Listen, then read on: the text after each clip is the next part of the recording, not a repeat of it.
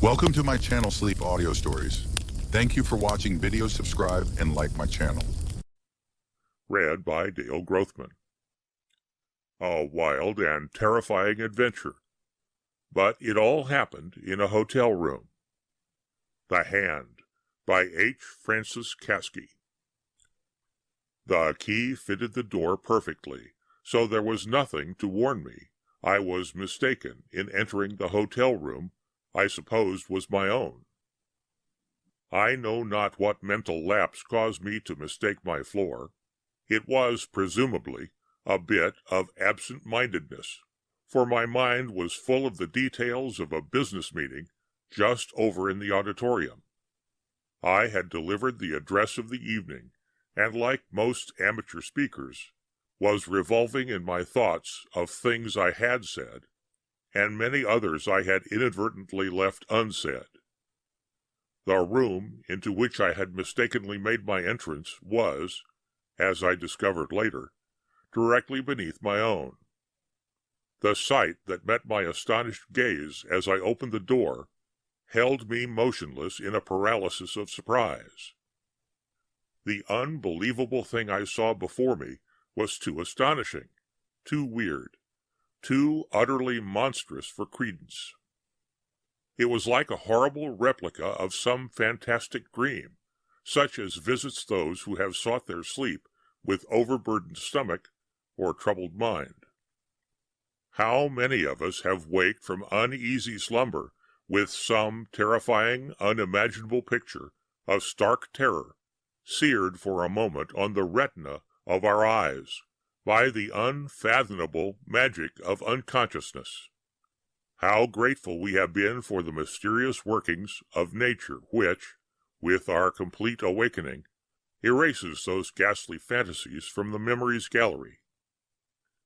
Before me, facing me in fact, from a chair on the further side of a small table such as are common in all hotel rooms, sat a huge man whose gaze for a moment held my own. A dominating man, this, whose well-trimmed Van Dyke beard lent a professional aspect to the features, strong and severe as those of any ancient Roman emperor. He bulked large behind the table like some great figure of Buddha, impressive and awe-inspiring in its quiet forcefulness. He was coatless, and his immaculate sleeves were turned back to the elbows on two powerful arms. The burning eyes that held my own seemed charged with actual physical force, some super-animal magnetism. My glance wavered to the bed, where his coat, carelessly tossed, assumed to my amazed vision the well-defined outlines of some hideous conchet animal, stark against the whiteness of the linen. But that which held me spellbound seemed by its horrible actuality to freeze the blood within me, inhibiting my power of speech and motion, lay on the table, white in its brilliant light, clean and snowy, and were it not for the ghastly story it told, even alluring. I gasped, "My God, I'm dreaming!" A low laugh, softly modulated, yet carrying conviction of sincere amusement, brought my startled gaze to the other end of the table.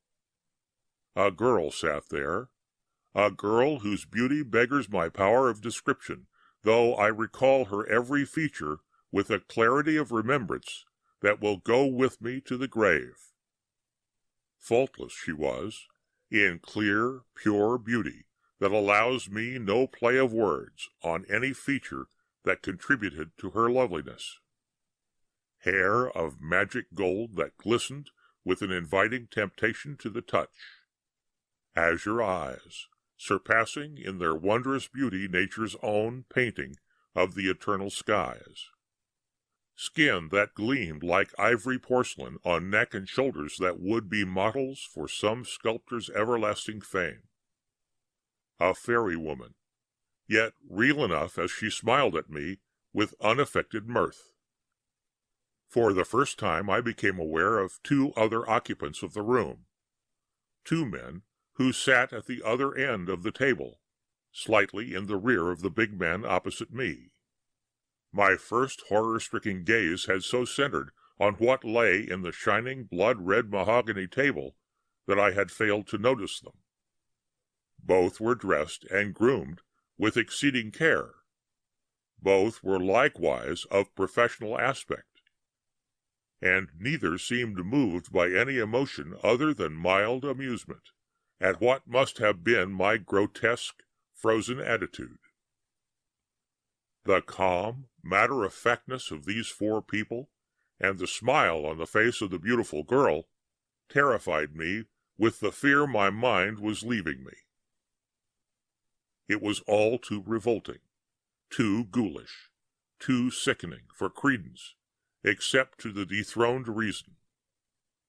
On the gleaming polished wood table, in almost the exact center, within reach of any of the four who sat about it, lay, my God, can I ever forget it? A woman's hand. A woman's hand. Cleanly severed at the wrist, a flashing diamond sparkling from the platinum mount on the third finger, each well-kept nail gleaming pinkly in mute testimonial of much-studied care. It was a grisly exhibit, well calculated to stun the mind of any normal witness. My knees sagged, and I dropped unbidden into a chair. A woman's hand. Do you not see why it was that my soul grew ill, and I doubted my own sanity? Have you thought, perhaps, that mine must be a lightly balanced, hysterical temperament, that I should so easily grow horror-stricken over what was surely but an anatomical specimen, on display before these evidently scientific gentlemen for some legitimate purpose? A woman's hand. Surely this was not the first time such an object had served the purposes of science. True, all of it true, but never such a hand as that at which I stared. Never such a hand, plump, unshriveled, and pink with glowing life, as was thus. Never such a hand so cleanly amputated, with never the loss of a single drop of blood. Never such a victim of so horrible a loss as she who smilingly raised the round wrist from which the hand was missing. Was it a dream? No. Except for the numbing horror, I was never more fully awake. The sound of the elevator reached me as its doors slammed on some distant floor. From the street came the roar of the passing streetcars, and the occasional blast of a motor horn. No, it was not a dream. Would to God that it were, that time might erase the sleep-destroying memory from my brain. Unnerved, weakened, sickened, I sat and stared in unbelieving fascination at the huge man who held my gaze, and on whose face a slow smile began to creep. The sight I had just described had taken but the briefest moment to stamp itself upon my consciousness, and his easy gesture of casual welcome seemed to follow immediately upon my entrance into the room. None of those present seemed surprised or alarmed at my intrusion, and he who dominated the small assembly now spoke in a quiet, assured voice that reached me with all the emphasis of a command. "You are just in time, Mr. Farrell, to witness a revolutionary performance in modern surgery." He held up a peculiar S-shaped tube in which a greenish liquid seemed to move sullenly. "This preparation is the most complete and marvelous anesthetic ever dreamed of. Applied externally, it instantly kills every nerve, halts every drop of blood, so that an amputation may be performed under the eyes of the patient, with never a sense of pain nor feeling. Applied immediately afterward to the wound, it seals hygienically, and almost immediately transforms itself into skin, so that any operation may be performed and recovery assured within an hour. As a matter of fact, He waved his hand negligently toward the grisly thing on the table. That extremity was removed only 5 minutes before you came. I stared in speechless wonder at the girl, who again raised the severed wrist for my inspection. The stump was as though nature had planned a perfect woman, but stopped short of perfection by failing to endow her with a hand. The skin seemed to grow smoothly around the end of the wrist. I could discern no evidence of recent surgical treatment. From the other end of the table, one of the men spoke. Perhaps Mr. Farrell would care to make a closer examination of the subject before witnessing the next operation. I sank back in my chair, my voice squeaking with excitement as I shrilled, "Another operation? My God, no! I will not be a witness to such a monstrous malpractice." Yet in my soul I knew I could not move from where I sat. Some unseen force gripped my heart. Its horrible, restraining fingers held me inert in this charnel house of infamous trickery. The big man spoke smoothly, ignoring my protests, as if my voice had failed to reach him. Mr. Farrell, being a layman, would doubtless prefer to remain seated where he can witness what is done, unaffected so far as possible by his obviously morbid imagination. The others nodded their agreement, and he turned to the girl, who moved closer to the table with apparently fanatical interest. Her gruesome efforts to use the hand, once a part of her beautiful body, and the fumbling ineffectiveness of the pitiful stump, brought a curse to my lips, but the callous heartlessness of the others seemed unaffected. The big man spoke. "Frida, your consent to this operation, which is to some extent a mutilation of your physical charms, is most gratifying. But I have decided the second operation need not affect your appearance. You are not suffering any effects from the loss of your hand?" The girl, Frida as he called her, smiled reassuringly.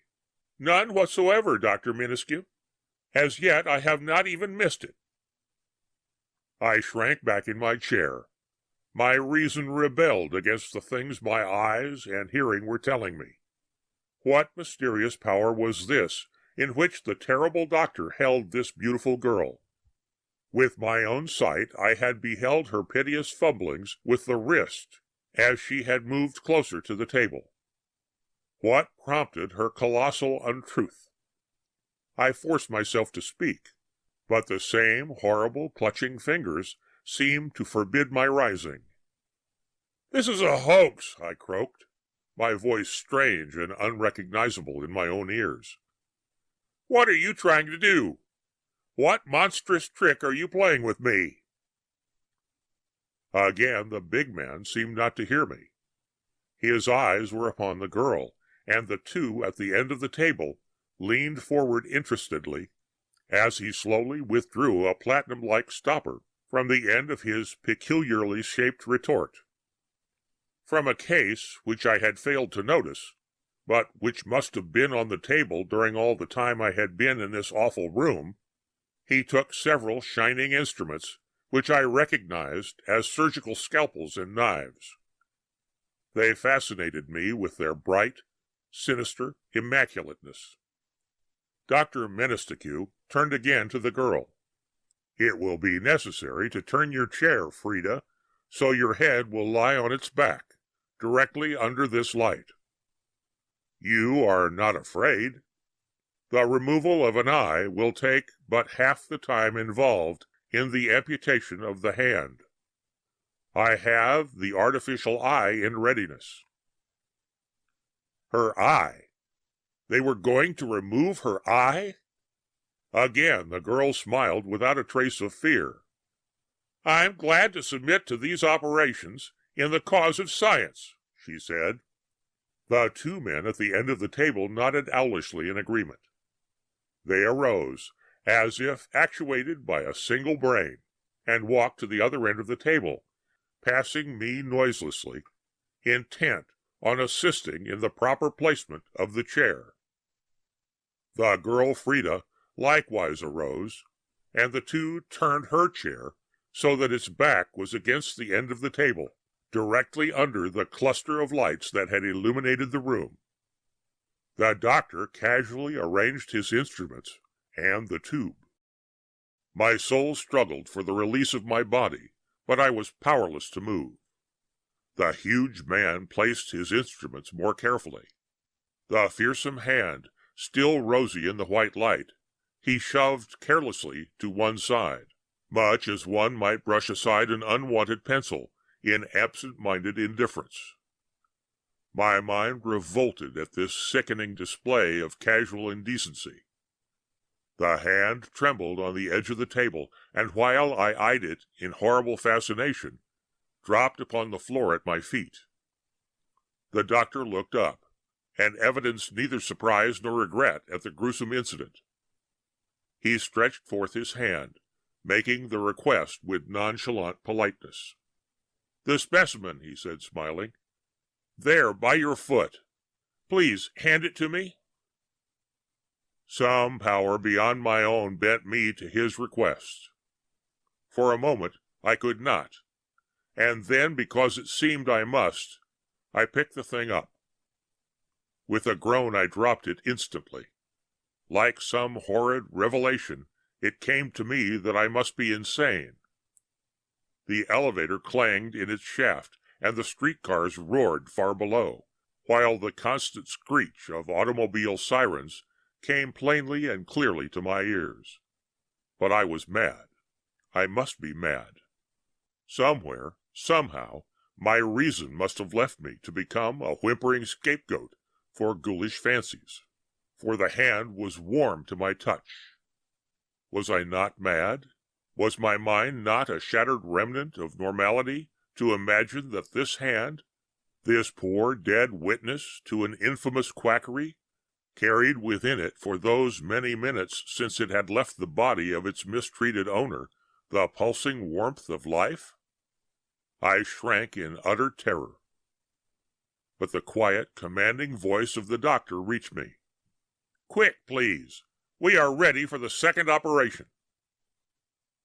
The awfulness of the command. My God, the compelling awfulness of it. I had no choice. With racing heart and whirling brain, I forced myself to hand the sickening object to him.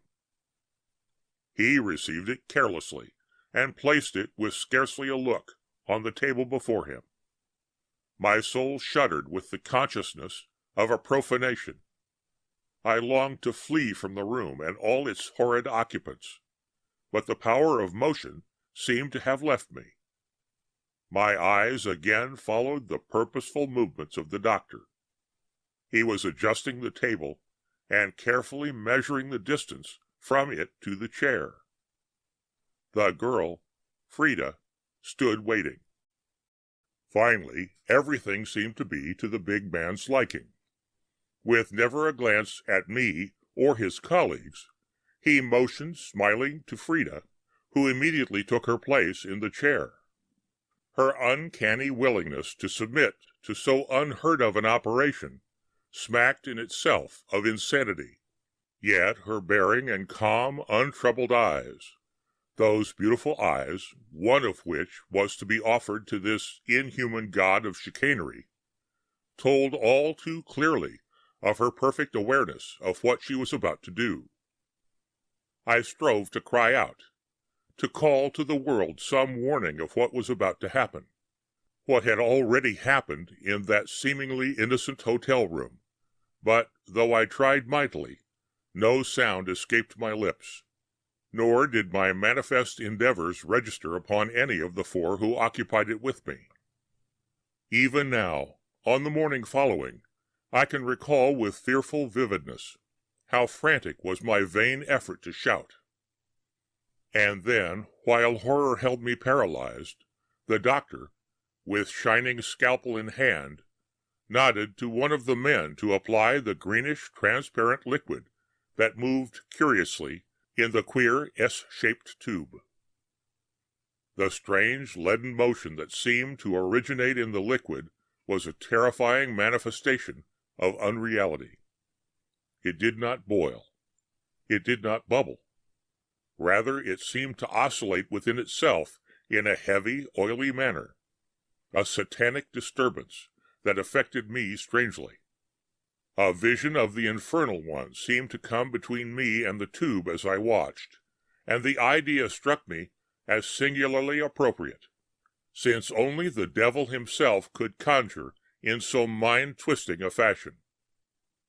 A strange fancy took hold of me. I was no more a mortal.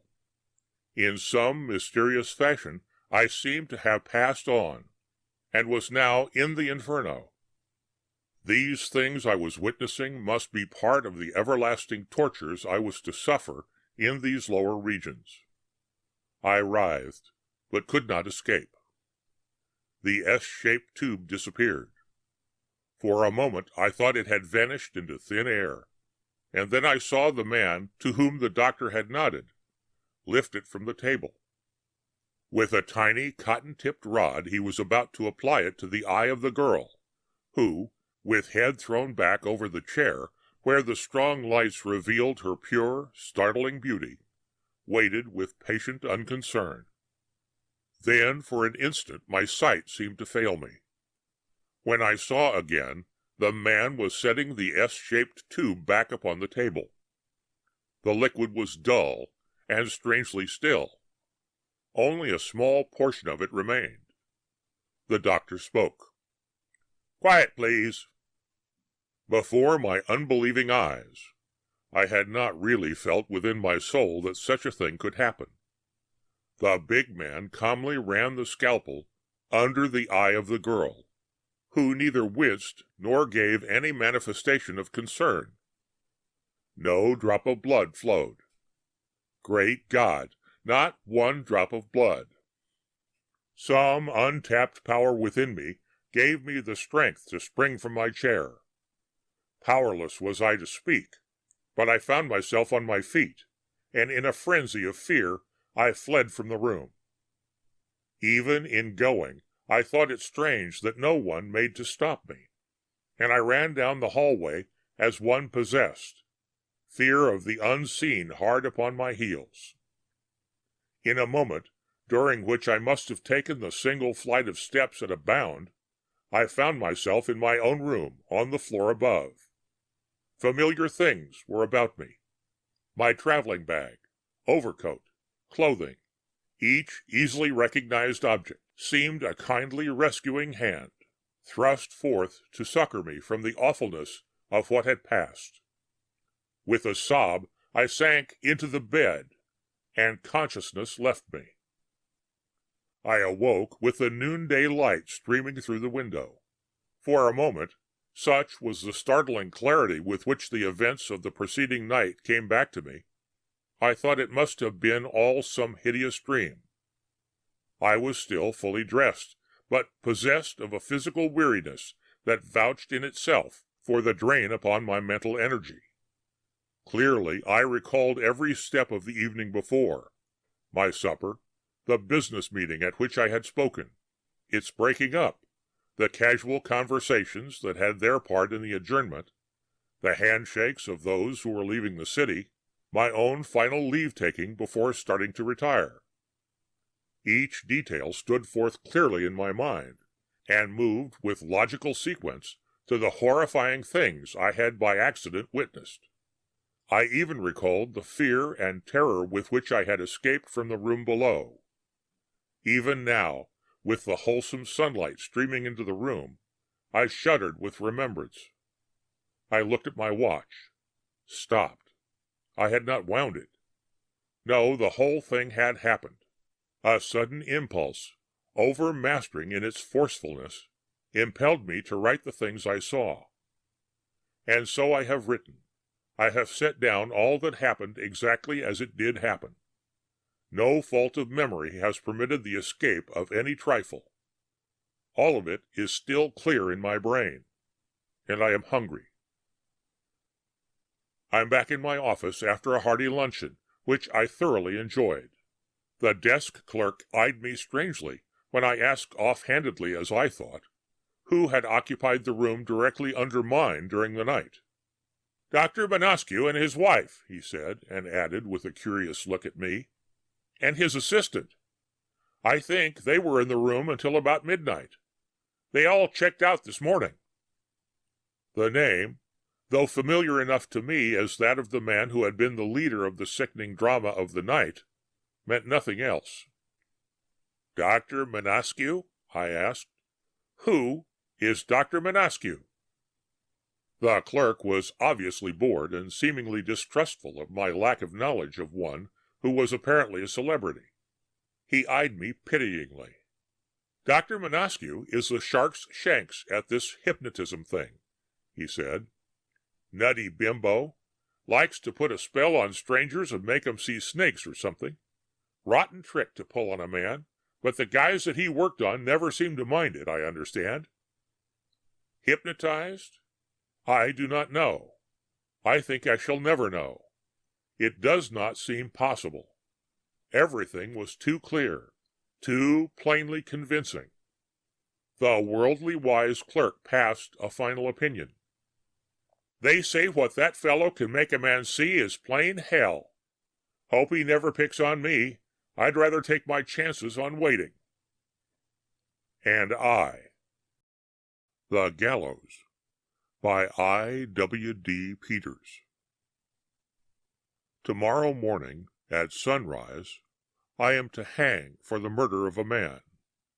At sunrise, on the 9th of June, the anniversary of my wedding day, I am to be hanged by the neck until I am dead. I am glad this state has not yet adopted the use of electricity in executions. I prefer to spend my last moments out in the open, under the sky. The building of the gallows is finished. The workmen are gone, and it seems that the execution at sunrise is certain to take place. But every step along the corridor sends my heart into my mouth. Gladys is working for a reprieve. I am praying she will not succeed. The governor is off on a fishing trip, away from the railroad and the telegraph. If they do not locate him in the next few hours, I shall be hanged. God grant that they fail to find him. It is Gladys's will against mine. She usually wins, but every passing minute lessens her chance of having her way in this. It is now 10 minutes to midnight. Dr. Brander, the prison chaplain, has just left me. Gratified, poor fellow, that he has succeeded in reconciling me to my fate. If he had known that the tall skeleton of wood outside, with its lank line of rope, was in my mind a refuge, he would have turned from me in horror. The next 5 hours will be the longest of my life. Every step in the corridor strikes fear in my heart. It is not because I am guilty of the crime for which I was sentenced that I am glad to die. I am guilty, but that doesn't mean I deserve to die. I am going to hang tomorrow at sunrise because I want to be hung. I could have saved myself, but refused to do so, solely because life had lost its savor. A great wave of disgust with living possessed and still possesses me. I am writing these words now that Gladys may know the truth. She has tried to see me ever since I was brought here, and I have refused to be seen. That is one right a condemned man has, to refuse to see visitors. From the day we were married, Gladys demanded to know my every thought, my every act, every hour of the day. If every one of them was not concerned with her, she criticized, condemned, or cried. She resented, in bitterly spoken words and equally bitter acts, the small recesses of my soul that I, for the sake of my own self-respect, kept to myself. Finally, she determined to show me that there were other men who appreciated her, if I did not. For a while after that, all hours of the day and night, my home was infested with lounge lizards. I endured it without a word, which infuriated her. Lester Kane, a young fellow, honest and simple, was her first victim. The first time I found him seated close beside her on the dimly lit porch, I welcomed him warmly. We smoked and talked of our days in the army together. I felt that Gladys could safely enough flirt with such as Lester, if that was what she wanted. But Lester called only a few times after that. For 2 months there was a succession of young fellows about the place. Our house was not far from the Westmore Country Club, and the golf links came almost up to our side yard. Our porch was a convenient place to drop in. Suddenly, that sort of thing ceased. Gladys was away a great deal, but as her mother lived in a town just a few miles away, I thought nothing of that. She became very quiet, and was thoughtful, absent-minded, flushed easily, seemed not herself. At first I was a good deal puzzled. Then, suddenly, an explanation for the change in her dawned on me. Joy filled my soul. I was inordinately gentle with her, bought her a small automobile for her birthday, did everything I could think of for her comfort and pleasure. After all, I told myself, the emotional phase she had passed through was natural. Marriage is a more difficult readjustment for some than others. It had evidently been so with Gladys. If a child came to us, it would make everything right. A child, our child. It was wonderful to think of. She had always refused to consider the subject, saying she wished to enjoy life while she was young. But she knew I wanted a son to bear my name, a daughter to inherit her beauty, and she had accepted the inevitable. A wave of exultation made me feel as if I were treading on clouds. I longed to mention the subject to her, but I felt that the first word about it should come from her. I spent hours thinking of tender, loving things to do for her. She accepted everything quietly, sometimes with averted face and flushed cheeks. I could draw her inert figure into my arms and hold her close, but she made no response to my demonstrative affection. At this stage of affairs, my firm sent me on a 10-day trip to close a Western deal. It was hard to leave Gladys by now, more than ever. I felt that we would need money, and lots of it. I arranged for Gladys to go to my mother's, and I was to join her there on my return. It is the same old story.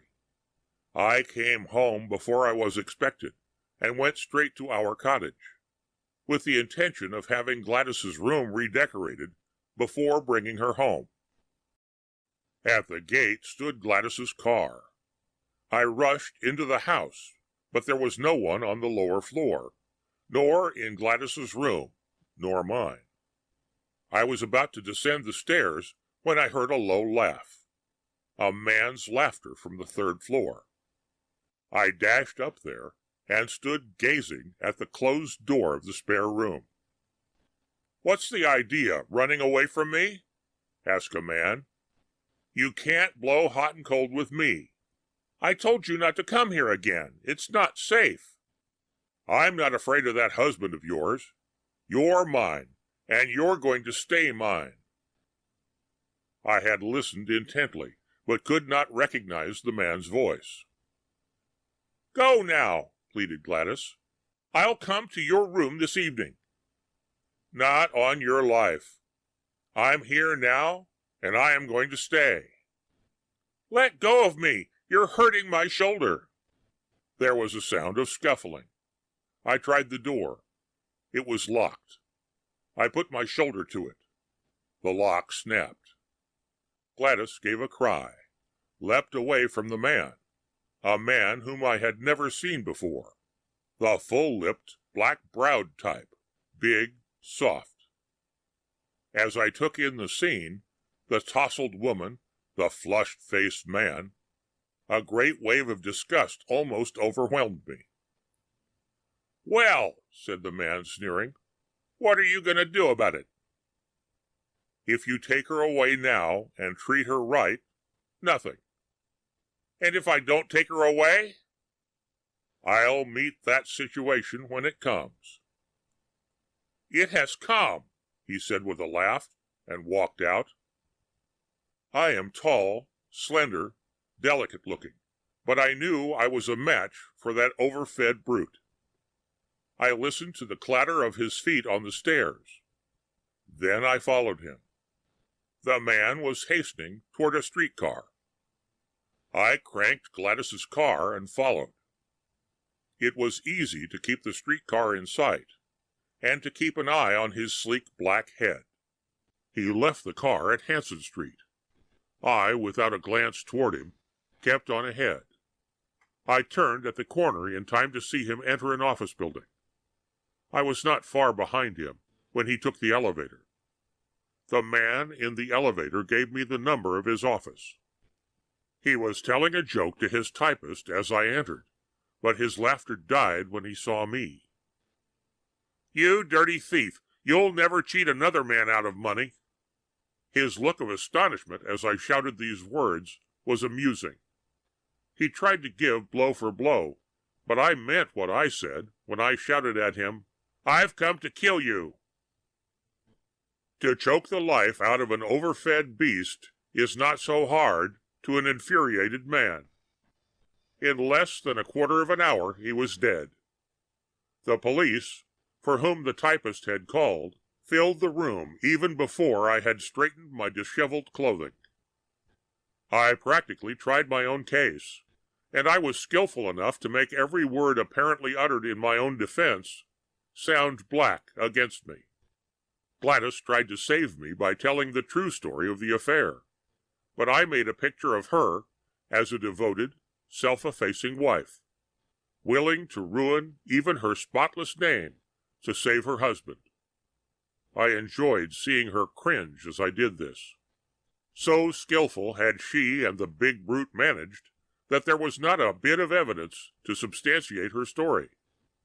On the other hand, there was the typist's story to help me, and, too, it was known I had speculated in the past, and that I had lost some money.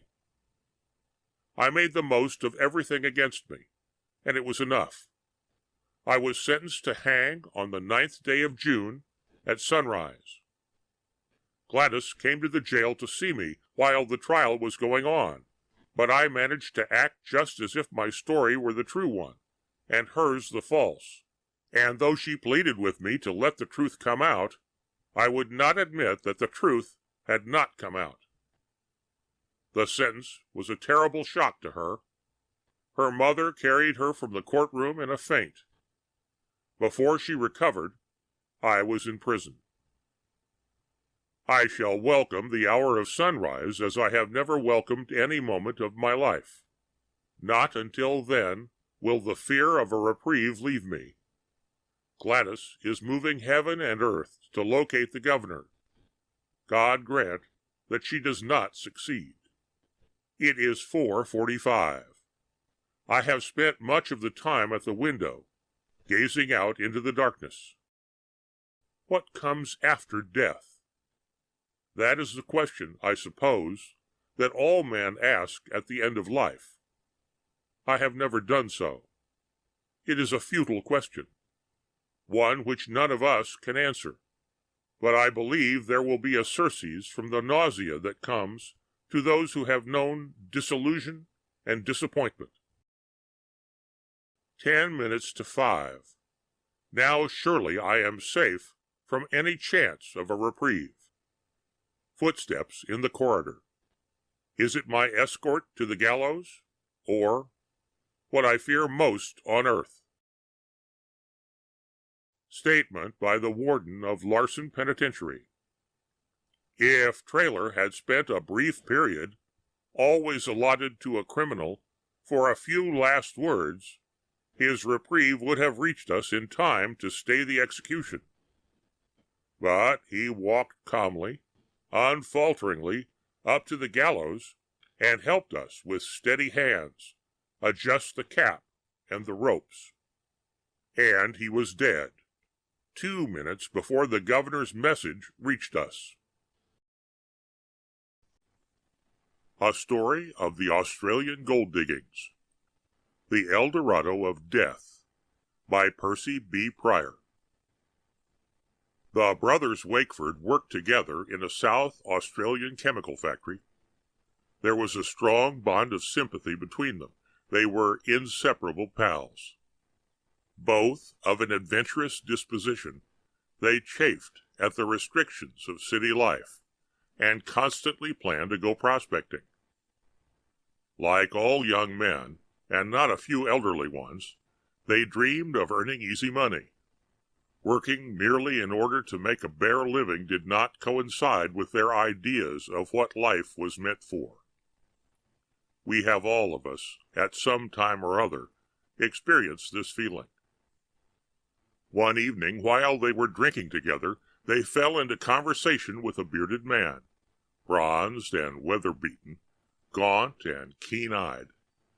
They thought at first that he was merely one of those pests, always to be found hanging around hotels, but were not long in discovering their error. Many of his reminiscences were concerned with prospecting. He had sought out gold along the banks of creeks, in lonely bush gullies, and many were the stories he told the two Wakefords of perils and hardships, of occurrences, grim, some of them, others ludicrous, that by turns had gladdened and saddened his adventurous wanderings. Warmed by their hospitality, the old bushman told them, among other places, of a valley in the McDonald Range, and of a thin wisp of a stream that meandered through it, in the dry bed of which, near a certain gnarled and aged tree, gold dust, plenty of it, glittered in the sand, and could be scooped up by the handfuls. In proof that his story was not an hallucination, he showed the brothers a small quantity of the precious metal in a tobacco tin, and also gave them a plan of the gully roughly scrawled on a scrap of paper, with full directions for reaching it. They were astonished that he made no endeavor to sell them his secret, instead of divulging it gratuitously. His explanation, however, seemed reasonable enough.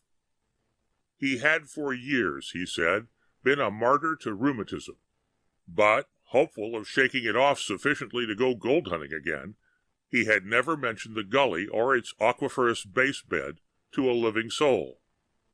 Alone in the world, and no longer hopeful of recovery, he saw no reason why its whereabouts should remain secret. Their meeting with the old prospector inflamed imaginations and roused dormant aspirations. Suddenly deciding to throw off their shackles, they left their chemical factory, and purchasing a tent, blankets, and other equipment, set out in search of their El Dorado. They could not have selected a more inopportune time to begin their quest. The heat that summer was phenomenal. Unused to hardships that would have tried the stoicism of hardened bushmen, the brothers Wakeford trudged onward with their heavy packs, the sun blazing fiercely down upon them. Their feet, which had never previously been called upon to carry them as far in a week as now, tramping from dawn till dark with heavy blucher boots.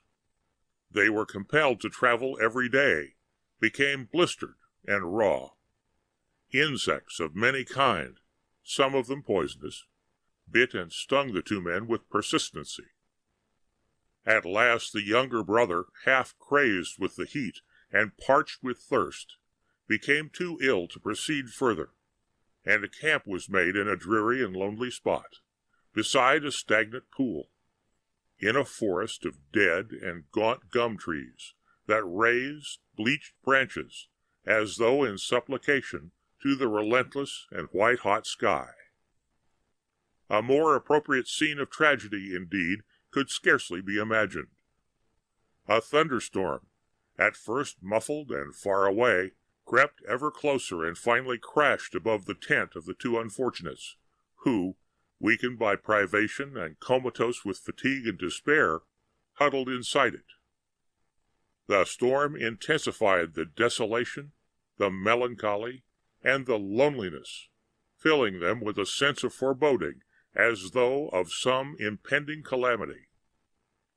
The younger Wakeford's sufferings, in particular, were intense, much more so than those of his brother, for, beside being weak and light-headed for want of proper nourishment, and as a result of exposure to the pitiless sun, he was a nerve-racked and undervitalized fellow, moody and imaginative. Night, illuminated by flashes of lightning and made hideous by the cannonade of warring clouds, closed round the desperate wayfarers. Despite the uproar, aches and pains, and a strained and overwrought state of mind by reason of which he was on the verge of hysteria, the younger Wakeford controlled himself by an effort of will, determined to await, resolute and alert, the issue of events which he somehow felt, without knowing how or why, were impending. The elder brother, overcome by weariness, fell into a deep and dreamless slumber. Wakeford, the younger, was aroused toward midnight from a reverie of feeling that someone or something had entered the tent. Raising his eyes, he beheld, bending over him, a tall figure in white, which signaled to him to follow. He rose immediately, and the white-robed figure leading the way, they began to traverse a succession of damp and dark corridors, seemingly endless, until they reached at last an enormous cavern filled with a moon-like radiance, where dancing was in progress. Strains of weird music were pierced by continuous strange and staccato clicking sounds, like the turbulence of castanets. Bewildered and dazed by the sudden transition from darkness and desolation to the glittering and crowded hall of festivities, it was some moments before Wakeford the younger was able to comprehend in its entirety what was going on. When he did so, he was chilled to the bone with horror, for the white-robed figures, gliding hither and thither across the crystal floor, were skeletons, and the curious and continuous staccato sound, which resembled castanets, was the clicking of their fleshless jaws. The music ceased, and the couples separated, seating themselves upon benches of iridescent stalactites ranging round the walls. Then, after a brief interval of awful and unbroken silence, the invisible musicians commenced again, and the skeletons, to a different rhythm this time, began once more to glide around the cavern floor. Young Wakeford was petrified with terror. The white-robed figure he had followed into the cavern seemed taller than any of the others, and to be in a position of command. It now ordered him, by signs, to select a partner for the next dance from the hideous throng surrounding him. Horrified, he shrank from it, tried to run, but, held by some strange power, was unable to move from where he stood. Irritated, the tall figure turned upon him threateningly, raising its arms to strike. Quick as thought, young Wakeford, whose legs alone seemed stricken and paralyzed, pulled a revolver from his holster, and leveling it at the tall and ghostly spectre, pulled the trigger. With the shock of the report, the dreadful dream was shattered. The cavern with its ghostly radiance, its fearsome and ghastly dancers, and the threatening spectre, all had vanished, Wakeford the younger was back in the tent again, staring dumbfounded at his elder brother, who lay bleeding from a bullet wound in the chest and gasping out his life. Scarcely had the elder Wakefield breathed his last before another shot rang out. The two brothers ended the journey as they had begun it, together. The Bowman, by Arthur Machen. It was during the retreat of the 80,000, and the authority of the censorship is sufficient excuse for not being more explicit.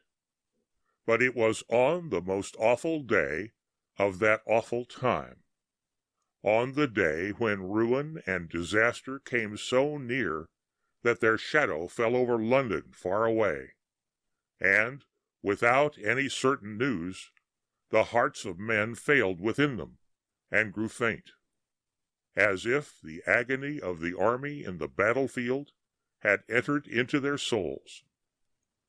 On this dreadful day, then, when 300,000 men in arms with all their artillery swelled like a flood against the little English company, there was one point above all other points in our battle line that was for a time in awful danger, not merely of defeat, but of utter annihilation. With the permission of the censorship and the military expert, this corner may, perhaps, be described as a salient, and if this angle were crushed and broken, then the English force as a whole would be shattered, the Allied left would be turned, and Sedan would inevitably follow. All the morning the German guns had thundered and shrieked against the corner, against the 1,000 or so men who held it.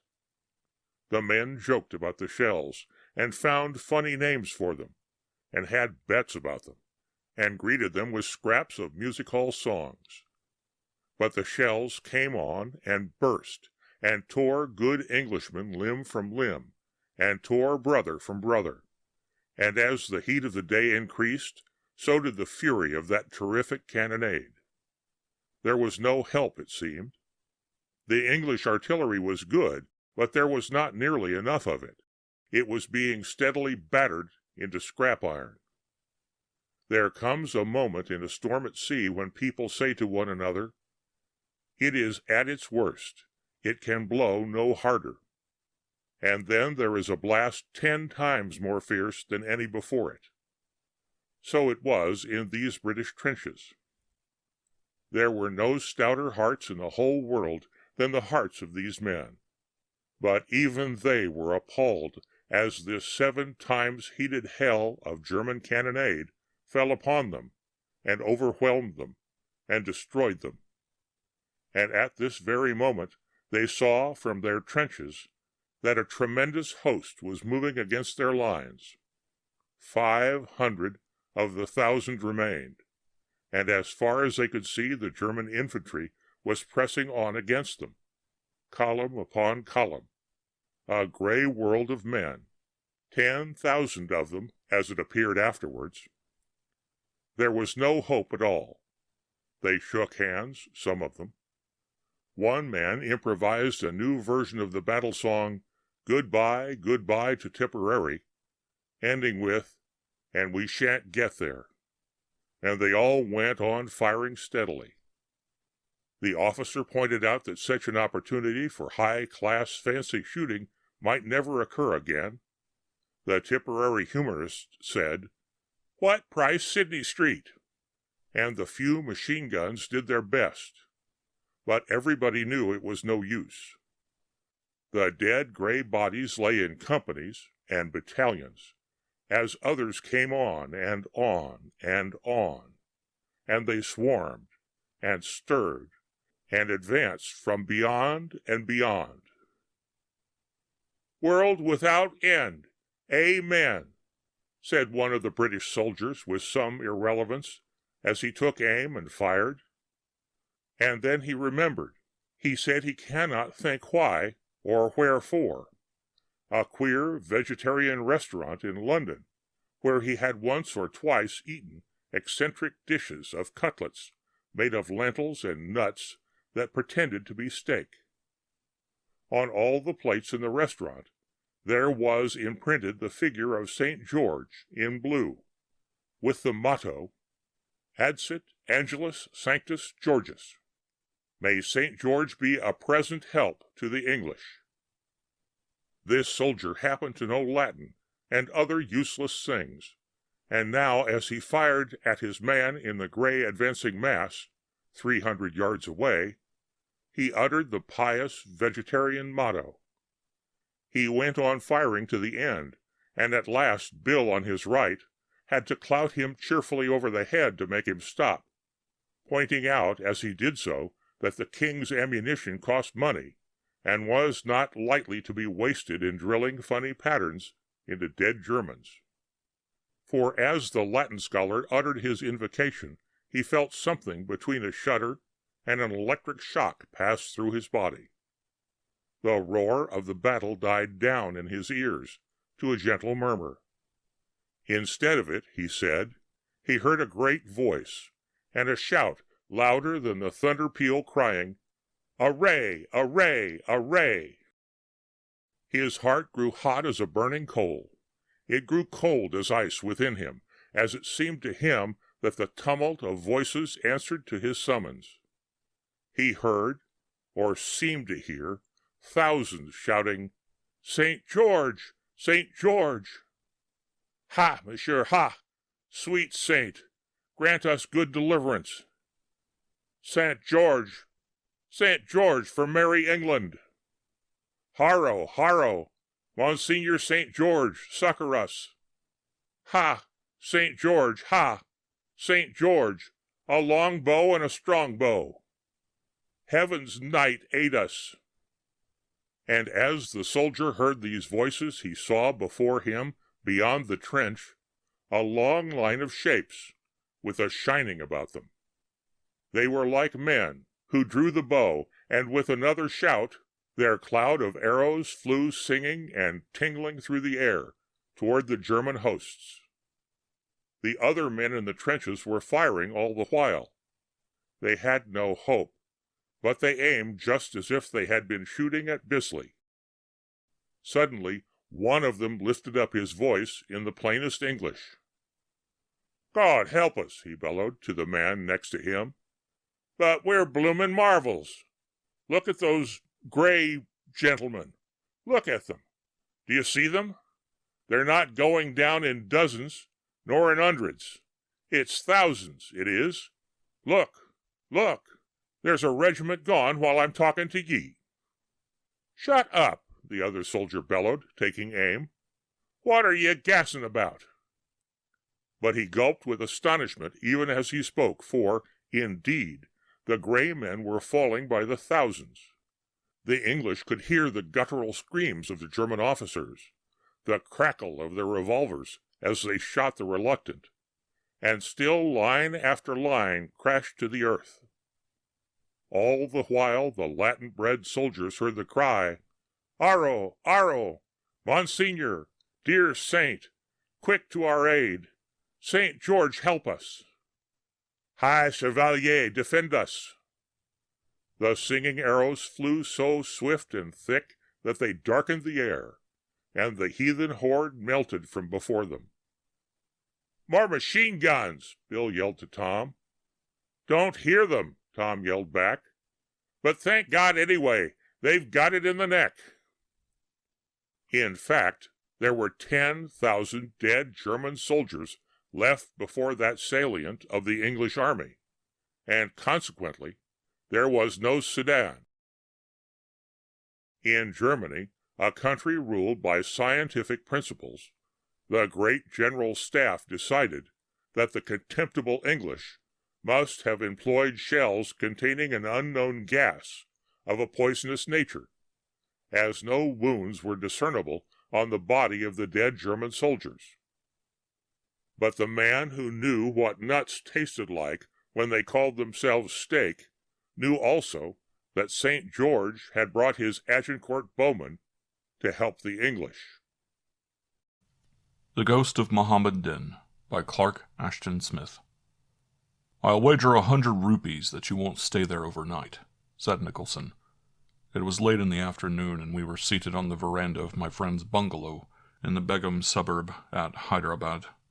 Our conversation had turned to ghosts, on which subject I was at the time rather skeptical, and Nicholson, after relating a number of blood-curdling stories, had finished by remarking that a nearby house, which was said to be haunted, would give me an excellent chance to put the matter to the test.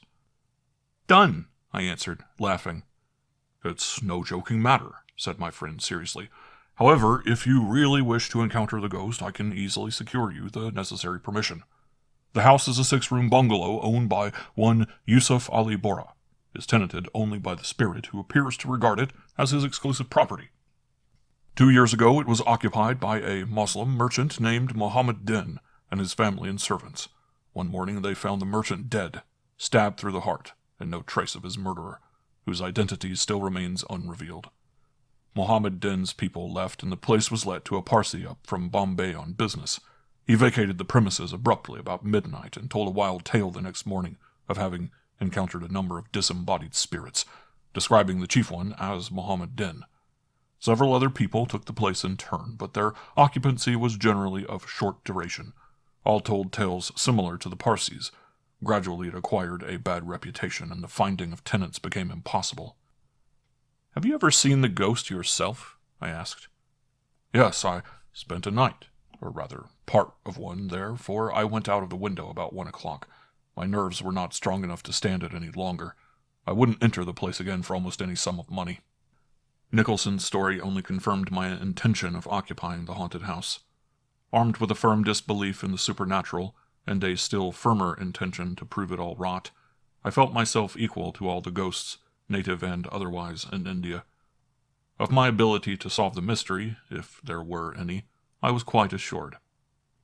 "My friend," said Nicholson to Yusuf Ali Boran an hour later, "wishes to spend a night in your haunted bungalow." The person addressed, a fat little Moslem gentleman, looked at me curiously. "The house is at your service, Sahib," he said. "I presume that Nicholson Sahib has told you the experiences of the previous tenants." I replied that he had. "If the whole thing is not a trumped-up story, there is doubtless some trickery afoot," said I, "and I warn you that the trickster will not come off unharmed. I have a loaded revolver and shall not hesitate to use it if I meet any disembodied spirits." Yusuf's only answer was to shrug his shoulders. He gave us the keys, and we set out for the bungalow, which was only a few minutes' walk distant. Night had fallen when we reached it. Nicholson unlocked the door, and we entered, and, lighting a lamp which I had brought with me, set out on a tour of inspection. The furniture consisted chiefly of 2 charpets, 3 tabourets, an old divan quite innocent of cushions, a broken punkah, a 3-legged chair, and a dilapidated rug. Everything was covered with dust. The shutters rattled disconsolately, and all the doors creaked. The other rooms were meagerly furnished. I could hear rats running about in the dark. There was a compound adjoining, filled with rank weeds and a solitary pipal tree. Nicholson said that the ghost generally appeared in one of the rooms opening upon it, and this I selected as the one in which to spend the night. It was a fitting place for ghosts to haunt. The ceiling sagged listlessly, and the one charpoy which it contained had a wobbly look. "Sleep well," said Nicholson. "You will find the atmosphere of this spirit-ridden place most conducive to slumber." "Rats," said I. "Yes, there are plenty of rats here," he answered as he went out. Placing the lamp on a tambouret, I lay down, with some misgivings as to its stability, on the charpoy. Happily these proved unfounded, and laying my revolver close at hand, I took out a newspaper and began to read. Several hours passed, and nothing unusual happened. The ghost failed to materialize, and about 11, with my skepticism greatly strengthened, and feeling a trifle ashamed concerning the 100 rupees which my friend would have to hand over the next morning, I lay down and tried to go to sleep. I had no doubt that my threat about the revolver to Yusuf Ali Bora had checked any plans for scaring me that might have been entertained. Scarcely were my eyes closed when all the doors and windows, which had been creaking and rattling all evening, took on renewed activity. A light breeze had sprung up, and one shutter, which hung only by a single hinge, began to drum a tune on the wall. The rats scuttled about with redoubled energy, and a particularly industrious fellow gnawed something in the further corner for about an hour. It was manifestly impossible to sleep, I seemed to hear whisperings in the air, and once thought that I detected faint footsteps going and coming through the empty rooms. A vague feeling of eeriness crept upon me, and it required a very strong mental effort to convince myself that these sounds were entirely due to imagination. Finally, the breeze died down, the loose shutters ceased to bang, the rats stopped gnawing, and comparative quiet being restored, I fell asleep. 2 hours later I awoke, and taking out my watch, saw, though the lamp had begun to burn dimly, that the hands pointed to 2 o'clock. I was about to turn over when I again heard the mysterious footsteps, this time quite audibly. They seemed to approach my room, but when I judged them to be in the next apartment, ceased abruptly. I waited 5 minutes in a dead silence, with my nerves on edge and my scalp tingling. Then I became aware that there was something between me and the opposite wall. At first it was a dim shadow, but as I watched it darkened into a body. A sort of phosphorescent light emanated from it, surrounding it with pale radiance. The lamp flared up and went out, but the figure was still visible. It was that of a tall native, dressed in flowing white robes and a blue turban. He wore a bushy beard and had eyes like burning coals of fire. His gaze was directed intently upon me, and I felt cold shivers running up and down my spine. I wanted to shriek, but my tongue seemed glued to the roof of my mouth. The figure stepped forward, and I noticed that the robe was red at the breast as though with blood. This, then, was the ghost of Mohammed Din.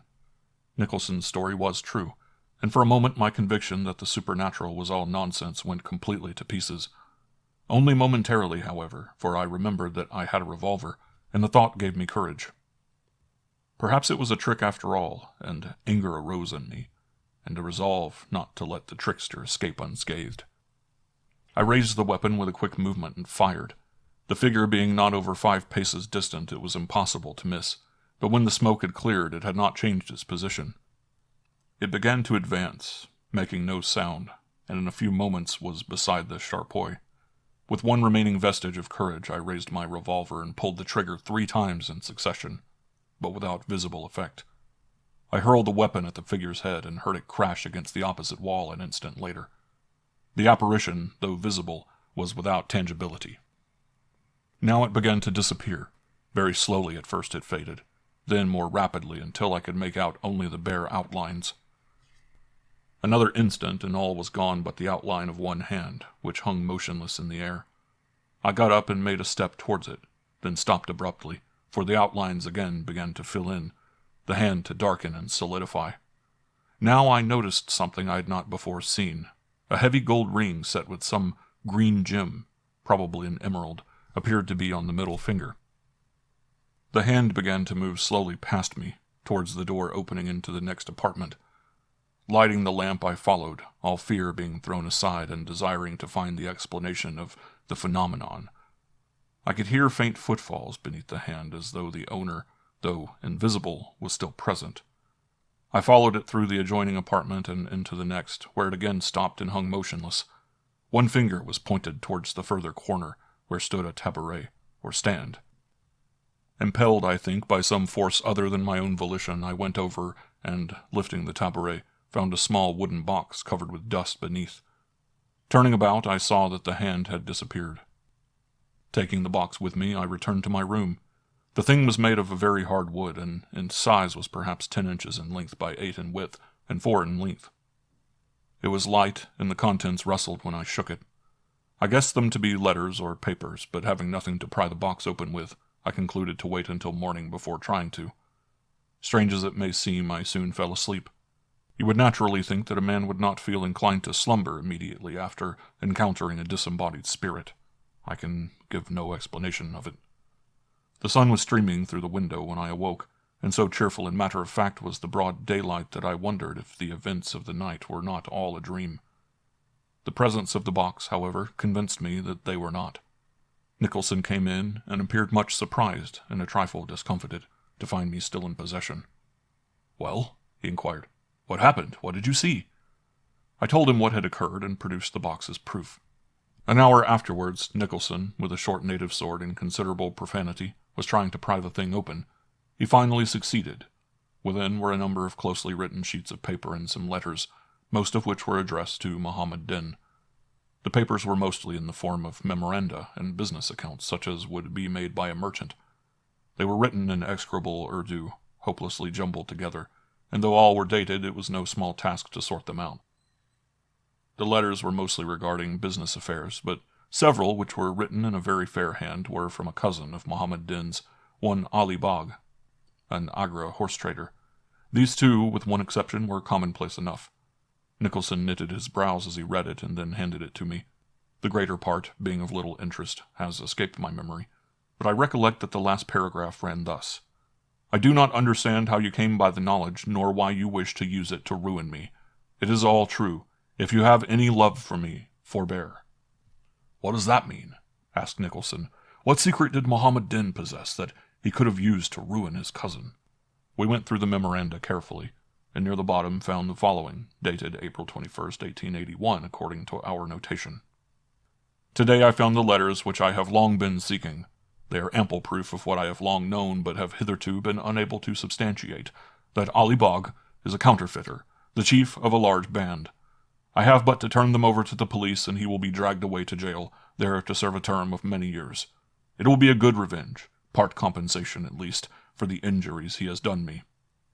"That explains Ali Bagh's letter," said Nicholson. "Muhammad Din was boastful enough to write to him, telling him that he knew of his guilt and intended to prove it." Next were several sheets in a different hand, and signed Malik Khan. Malik Khan, it seemed, was a friend of Ali Bagh's, and the sheets were in the form of a letter, but being without fold, it was quite evident that they had not been posted. The communication related to certain counterfeiting schemes, and the names of a number of men implicated appeared. There was another unfolded letter, this time from Ali Bagh, and relating to similar schemes. This plainly was the proof alluded to by Muhammad Din, and which he had threatened his cousin to turn over to the police. There was nothing else of interest, save the following in Muhammad Din's hand, dated April 17th, 1881. "Tomorrow I shall give the papers to the authorities. I have delayed too long, and was very foolish to write to Ali Bagh. I passed a man in the street today who bore a strong resemblance to my cousin. I could not be sure, but if he is here, then may Allah help me, for he will hesitate at nothing." What followed was illegible. "On the night of April 21st, said Nicholson, "Muhammad Din was killed by a person or persons unknown." He paused and then went on. "This Ali Bagh is a man with whom I have had some dealings in horses, and an especially vicious crock it was that he got 300 rupees out of me for. He has a bad reputation as a horse dealer, and the Agra police have long been patiently seeking evidence of his implication in several bold counterfeiting schemes. Malik Khan, one of his accomplices, was arrested, tried, and sentenced to 15 years' imprisonment, but refused to turn state's evidence on Ali Bagh. The police are convinced that Ali Bagh was as much, if not more, implicated than Malik Khan, but they can do nothing for lack of proof. The turning over of these papers, however, as poor Muhammad Din would have done had he lived, will lead to his arrest and conviction. It was Ali Bagh who killed Muhammad Din, I am morally convinced, his motive, of course, being to prevent the disclosure of his guilt. Your extraordinary experience last night and the murdered man's papers point to it. Yet we can prove nothing, and your tale would be laughed at in court." Some blank sheets remained in the bottom of the box, and my friend tilted them out as he spoke. They fluttered to the veranda, and something rolled out from amongst them and lay glittering in the sunshine. It was a heavy gold ring set with an emerald, the very same that I had seen upon the apparition's finger several hours before. A week or so later, as the result of the papers that Nicholson sent to the Agra police, accompanied by an explanatory note, one Ali Bagh horse trader found himself on trial, charged with counterfeiting. It was a very short trial, his character and reputation going badly against him, and it being proven that he was the leader of the gang of which Malik Khan was thought to be a member, he was sentenced to a somewhat longer term in jail than his accomplice. Dig Me No Grave by Robert E. Howard. The thunder of my old-fashioned door-knocker reverberating eerily through the house roused me from a restless and nightmare-haunted sleep. I looked out the window. In the last light of the sinking moon, the white face of my friend John Conrad looked up at me. "May I come up, Carawan?" His voice was shaky and strained. "Certainly." I sprang out of bed and pulled on a bathrobe as I heard him enter the front door and ascend the stairs. A moment later he stood before me, and in the light which I had turned on, I saw his hands tremble and noticed the unnatural pallor of his face. "Old John Grimlin died an hour ago," he said abruptly. Indeed, I had not known that he was ill. It was a sudden virulent attack of peculiar nature, a sort of seizure, somewhat akin to epilepsy. He had been subject to such spells of late years, you know. I nodded. I knew something of the old hermit-like man who had lived in his great dark house on the hill. Indeed, I had once witnessed one of his strange seizures, and I had been appalled at the writhings, howlings, and yammerings of the wretch, who had grovelled on the earth like a wounded snake, gibbering terrible curses and black blasphemies until his voice broke in a wordless screaming, which spattered his lips with foam. Seeing this, I understood why people in old times looked on such victims as men possessed by demons. "Some hereditary trait," Conrad was saying. "Old John doubtless fell heir to some ingrown weakness brought on by some loathsome disease, which was his heritage from perhaps a remote ancestor. Such things occasionally happen. Or else, well, you know old John himself pried about in the mysterious parts of the earth, and wandered all over the East in his younger days. It is quite possible that he was infected with some obscure malady in his wanderings. There are still many unclassified diseases in Africa and the Orient." "But," said I, "you have not told me the reason for this sudden visit at this unearthly hour, for I notice that it is past midnight." My friend seemed rather confused. "Well, the fact is that John Grimlin died alone, except for myself. He refused to receive any medical aid of any sort, and in the last few moments, when it was evident that he was dying, and I was prepared to go for some sort of help in spite of him, he set up such a howling and screaming that I could not refuse his passionate pleas, which were that he should not be left to die alone. I have seen men die," added Conrad, wiping the perspiration from his pale brow, "but the death of John Grimlin was the most fearful I have ever seen." "He suffered a great deal?" "He appeared to be in much physical agony, but this was mostly submerged by some monstrous mental or psychic suffering. The fear in his distended eyes and his screams transcended any conceivable earthly terror. I tell you, Kirwan, Grimlin's fright was greater and deeper than the ordinary fear of the beyond shown by a man of ordinarily evil life." I shifted restlessly. The dark implications of the statement sent a chill of nameless apprehension trickling down my spine. I know the country people always claimed that in his youth he sold his soul to the devil, and that his sudden epileptic attacks were merely a visible sign of the fiend's power over him. But such talk is foolish, of course, and belongs in the Dark Ages. We all know that John Grimlin's life was a peculiarly evil and vicious one, even toward his last days. With good reason he was universally detested and feared, for I never heard of his doing a single good act. You were his only friend." "And that was a strange friendship," said Conrad. "I was attracted to him by his unusual powers, for despite his bestial nature, John Grimlin was a highly educated man, a deeply cultured man. He had dipped deep into occult studies, and I first met him in this manner, for, as you know, I have always been strongly interested in these lines of research myself. But in this, as in all other things, Grimlin was evil and perverse. He had ignored the white side of the occult, and delved into the darker, grimmer phases of it, into devil worship and voodoo and Shintoism. His knowledge of these foul arts and sciences was immense and unholy, and to hear him tell of his researches and experiments was to know such horror and repulsion as a venomous reptile might inspire, for there had been no depths to which he had not sunk, and some things he had only hinted at, even to me. I tell you, Kirwan, it is easy to laugh at tales of the black world of the unknown, when one is in pleasant company, under the bright sunlight. But had you sat at ungodly hours in the silent, bizarre library of John Grimlin, and looked on the ancient musty volumes, and listened to his grisly talk as I did, your tongue would have cloven to your palate with sheer horror as mine did, and the supernatural would have seemed very real and near to you, as it seemed to me. But in God's name, man, I cried, for the tension was growing unbearable. "Come to the point and tell me what you want of me." "I want you to come with me to John Grimlin's house and help carry out his outlandish instructions in regard to his body." I had no liking for the adventure, but I dressed hurriedly, an occasional shudder of premonition shaking me. Once fully clad, I followed Conrad out of the house and up the silent road which led to the house of John Grimlin. The road wound uphill, and all the way, looking upward and forward, I could see that great grim house perched like a bird of evil on the crest of the hill, bulking black and stark against the stars. In the west pulsed a single dull red smear, where the young moon had just sunk from view behind the low black hills. The whole night seemed full of brooding evil, and the persistent swishing of a bat's wings somewhere overhead caused my taut nerves to jerk and thrum. To drown the quick pounding of my own heart, I said, "Do you share the belief so many hold, that John Grimlin was mad?"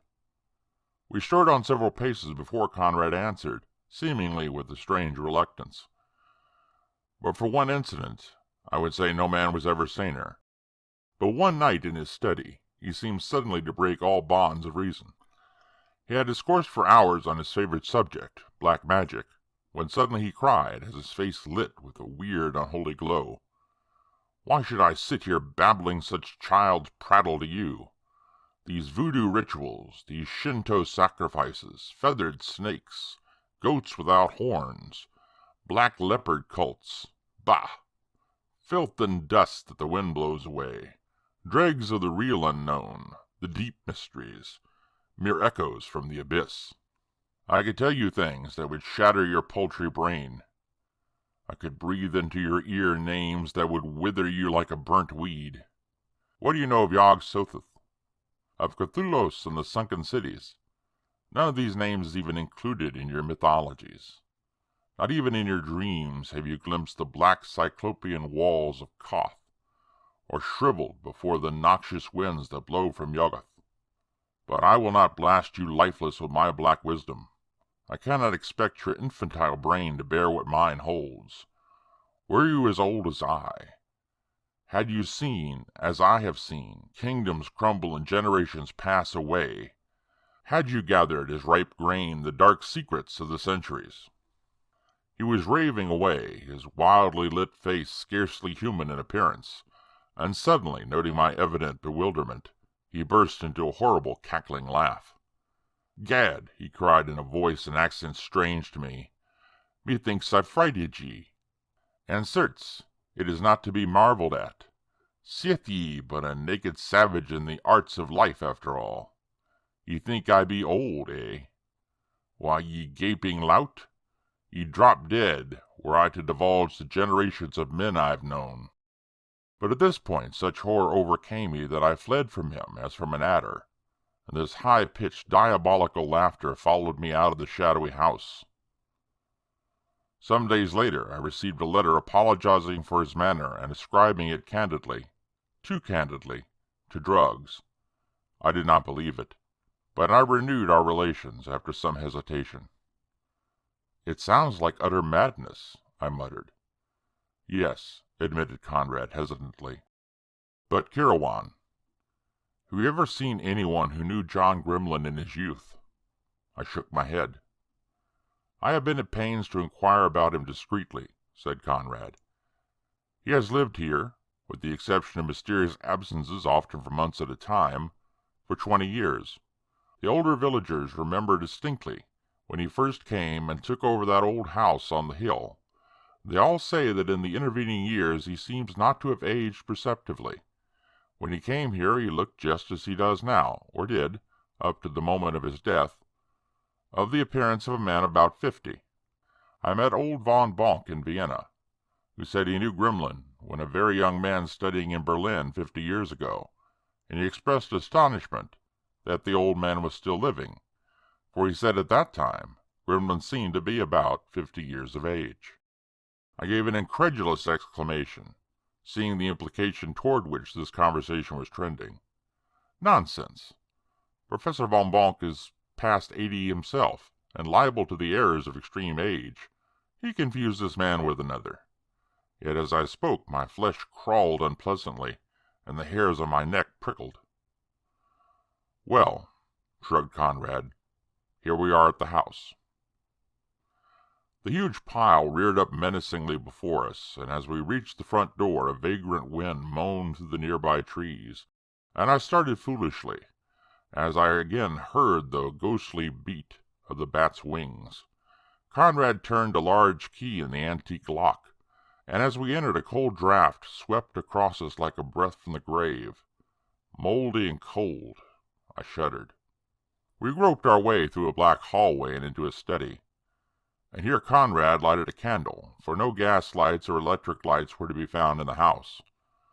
I looked about me, dreading what the light might disclose, but the room, heavily tapestried and bizarrely furnished, was empty save for us two. Where is it?" I asked in a husky whisper, from a throat gone dry.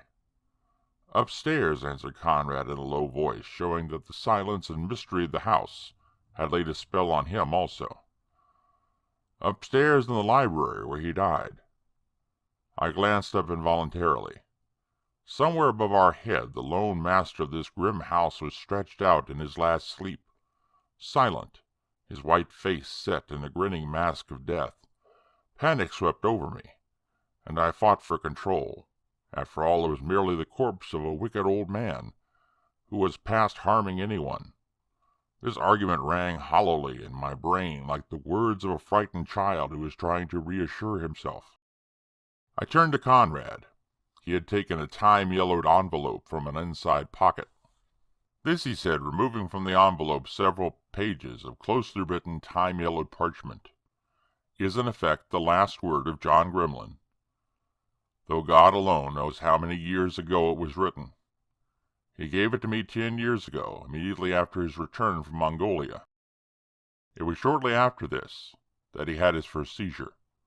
This envelope he gave me, sealed, and he made me swear that I would hide it carefully, and that I would not open it until he was dead, when I was to read the contents and follow their directions exactly.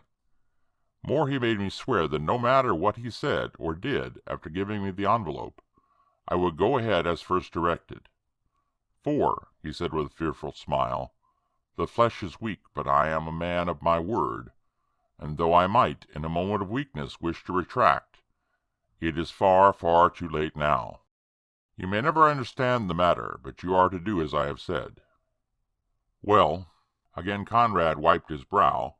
Tonight, as he lay writhing in his death agonies, his wordless howls were mingled with frantic admonitions to me to bring him the envelope and destroy it before his eyes.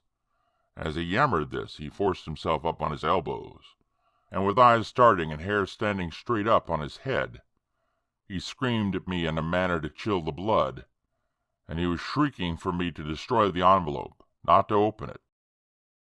And once he howled in his delirium for me to hew his body into pieces and scatter the bits to the four winds of heaven. An uncontrollable exclamation of horror escaped my dry lips. "At last," went on Conrad, "I gave in.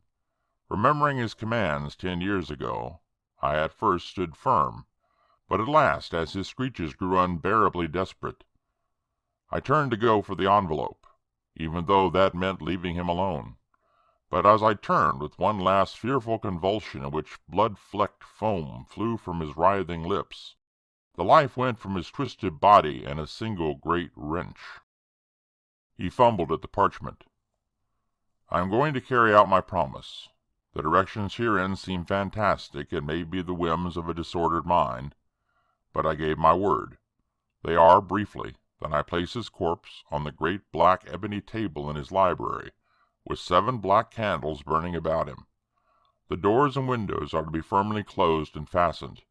Then, in the darkness which precedes dawn, I am to read the formula, charm or spell, which is contained in a smaller sealed envelope inside the first, and which I have not yet opened."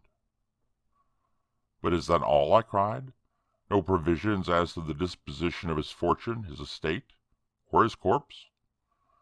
"Nothing. In his will, which I have seen elsewhere, he leaves estate and fortune to a certain Oriental gentleman." named in the document as Malik Tus. What? I cried, shaken in my soul. Conrad, this is madness heaped on madness. Malik Tus, good God! No mortal man was ever so named. That is the title of the foul god worshipped by the mysterious Yezidis. They of Mount Alamount the Accursed, whose 8 brazen towers rise in the mysterious wastes of deep Asia. His idolatrous symbol is the brazen peacock, and the Mohammedans, who hate his demon-worshipping devotees, say he is the essence of the evil of all the universes, the prince of darkness. Ahriman, the old serpent, the veritable Satan, and you say Gremlin names this mythical demon in his will. It is the truth. Conrad's throat was dry. And look, he has scribbled a strange line at the corner of this parchment. Dig me no grave, I shall not need one. Again a chill wandered down my spine. In God's name, I cried in a kind of frenzy, let us get this incredible business over with. I think a drink might help, answered Conrad, moistening his lips. It seems to me I've seen Gremlin go into this cabinet for wine. He had been to the door of an ornately carved mahogany cabinet, and after some difficulty opened it. No wine here, he said disappointedly, and if ever I felt the need of stimulants. What's this? He drew out a roll of parchment, dusty, yellowed, and half covered with spider webs. Everything in that grim house seemed, to my nervously excited senses, fraught with mysterious meaning and import, and I leaned over his shoulder as he unrolled it. It's a record of peerage, he said, such a chronicle of births, deaths, and so forth, as the old families used to keep in the 16th century and earlier. What's the name? I asked. He scowled over the dim scrawls, striving to master the faded archaic script. Grym. I've got it. Gremlin, of course. It's the records of old John's family. The Gremlins of Toad's Heath Manor, Suffolk. What an outlandish name for an estate. Look at the last entry. Together we read John Gremlin, born March 10th, 1630. And then we both cried out. Under this entry was freshly written in a strange scrawling hand, died March 10th, 1930. Below this there was a seal of black wax, stamped with a strange design, something like a peacock with a spreading tail.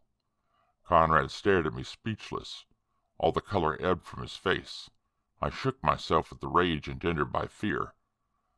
It's the hoax of a madman, I shouted. The stage has been set with such great care that the actors have overstepped themselves, whoever they are. They have heaped up so many incredible effects as to nullify them. It's all a very stupid, very dull drama of illusion.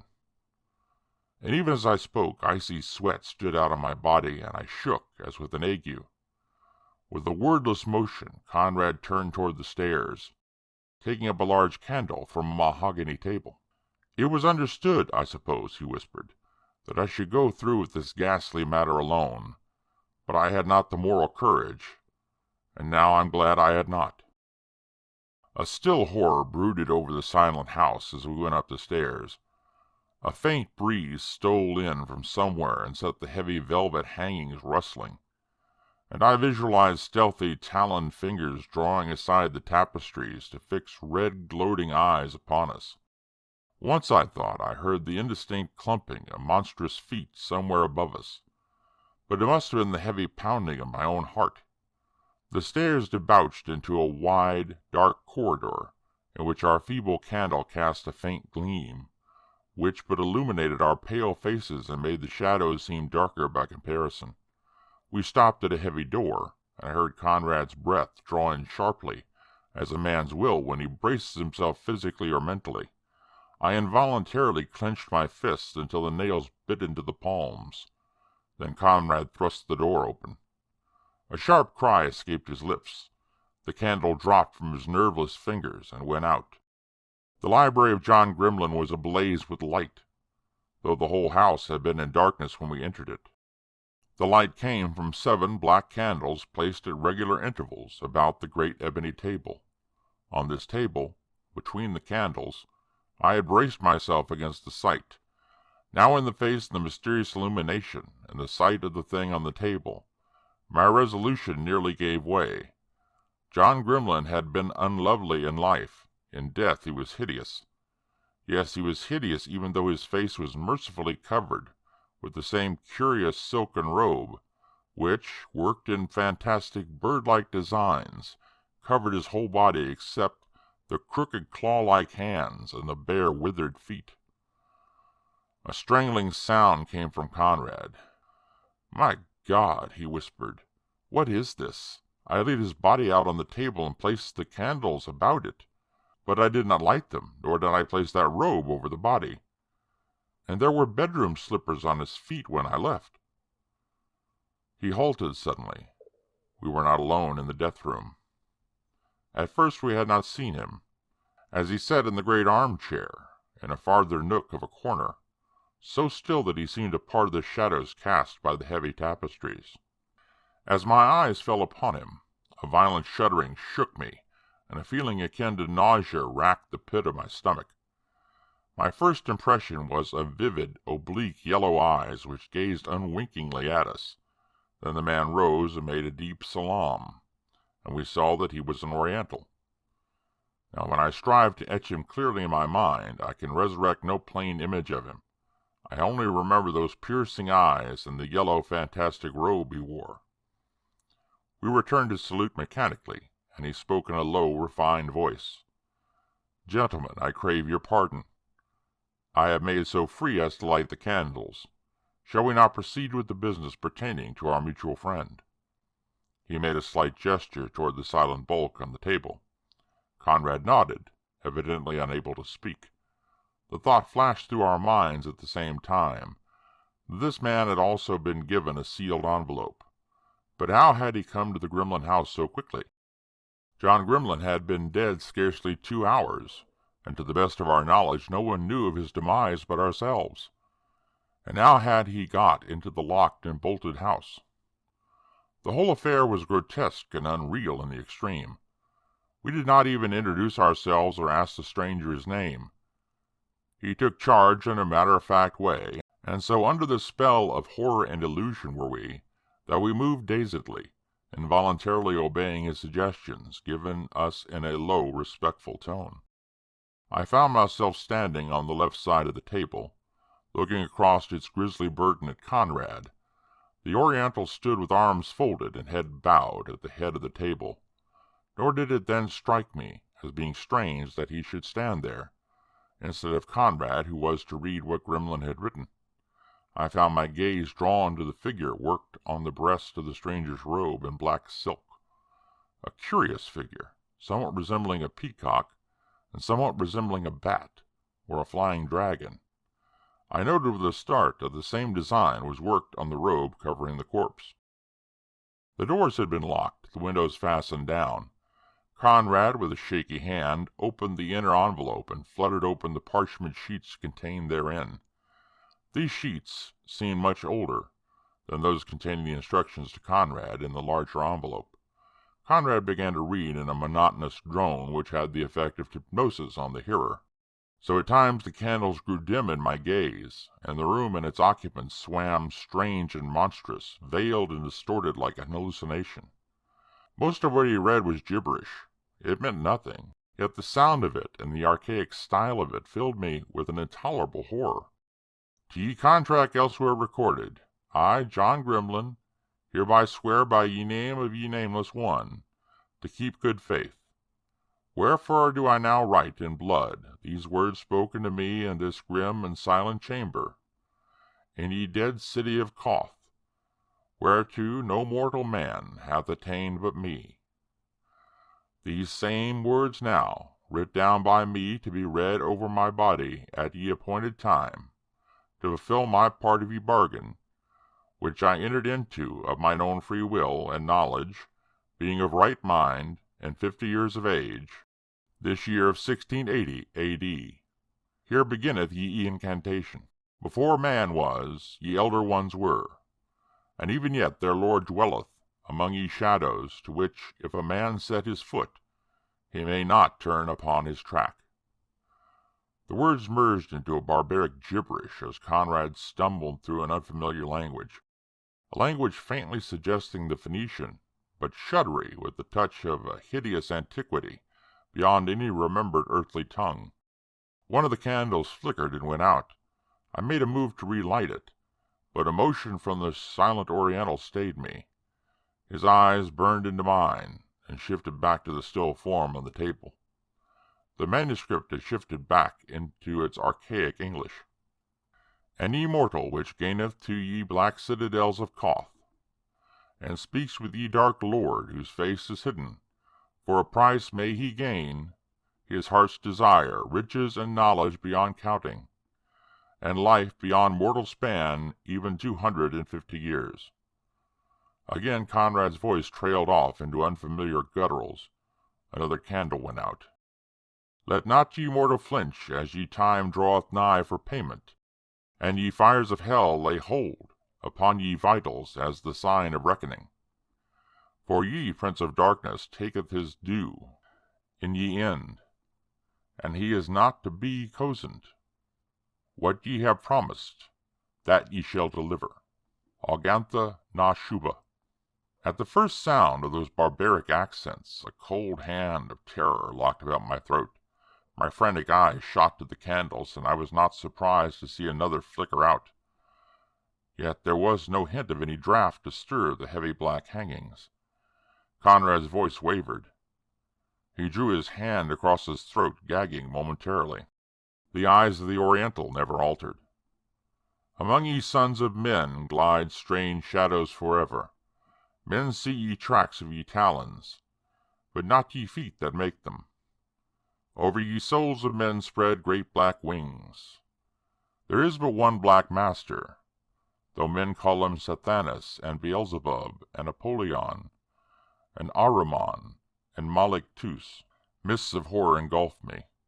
I was dimly aware of Conrad's voice droning on, both in English and in that other fearsome tongue whose horrific import I scarcely dared try to guess. And with stark fear clutching at my heart, I saw the candles go out one by one, and with each flicker, as the gathering gloom darkened about us, my horror mounted. I could not speak. I could not move. My distended eyes were fixed with agonized intensity on the remaining candle. The silent Oriental at the head of that ghastly table was included in my fear. He had not moved nor spoken, but under his drooping lids his eyes burned with devilish triumph. I knew that beneath his inscrutable exterior he was gloating fiendishly. But why? Why? But I knew that the moment the extinguishing of the last candle plunged the room into utter darkness, some nameless abominable thing would take place. Conrad was approaching the end. His voice rose to the climax in gathering crescendo. Approacheth now ye moment of payment. Ye ravens are flying, ye bats wing against ye sky. There are skulls in ye stars. Ye soul and ye body are promised, and shall be delivered up. Not to ye dust again, nor ye elements from which springs life.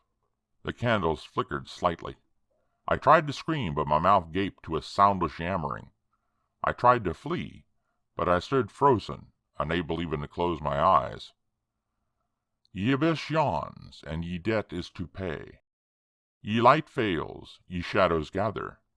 There is no God but evil, no light but darkness, no hope but doom. A hollow groan resounded through the room. It seemed to come from the robe-covered thing on the table. That robe twitched fitfully.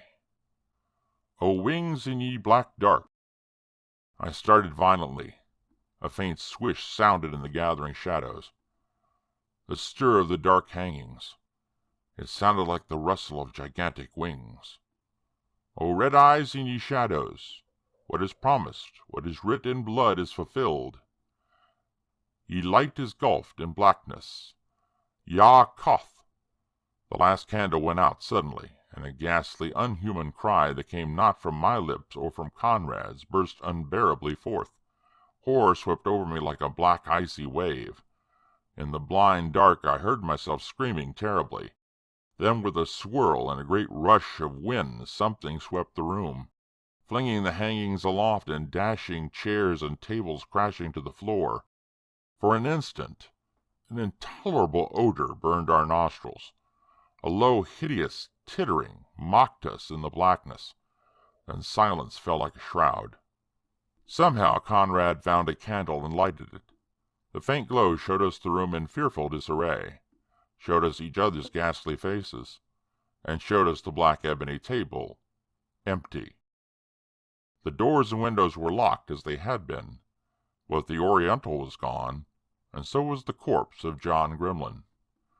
Shrieking like damned men, we broke down the door and fled frenziedly down the well-like staircase, where the darkness seemed to clutch at us with clammy black fingers. As we tumbled down into the lower hallway, a lurid glow cut the darkness, and the scent of burning wood filled our nostrils. The outer doorway held momentarily against our frantic assault, then gave way, and we hurtled into the outer starlight. Behind us the flames leaped up with a crackling roar as we fled down the hall. Conrad, glancing over his shoulder, halted suddenly, wheeled and flung up his arms like a madman, and screamed, "Soul and body sold to Malik Tus, who is Satan, 250 years ago. This was the night of payment. My God, look, look! The fiend has claimed his own." I looked, frozen with horror.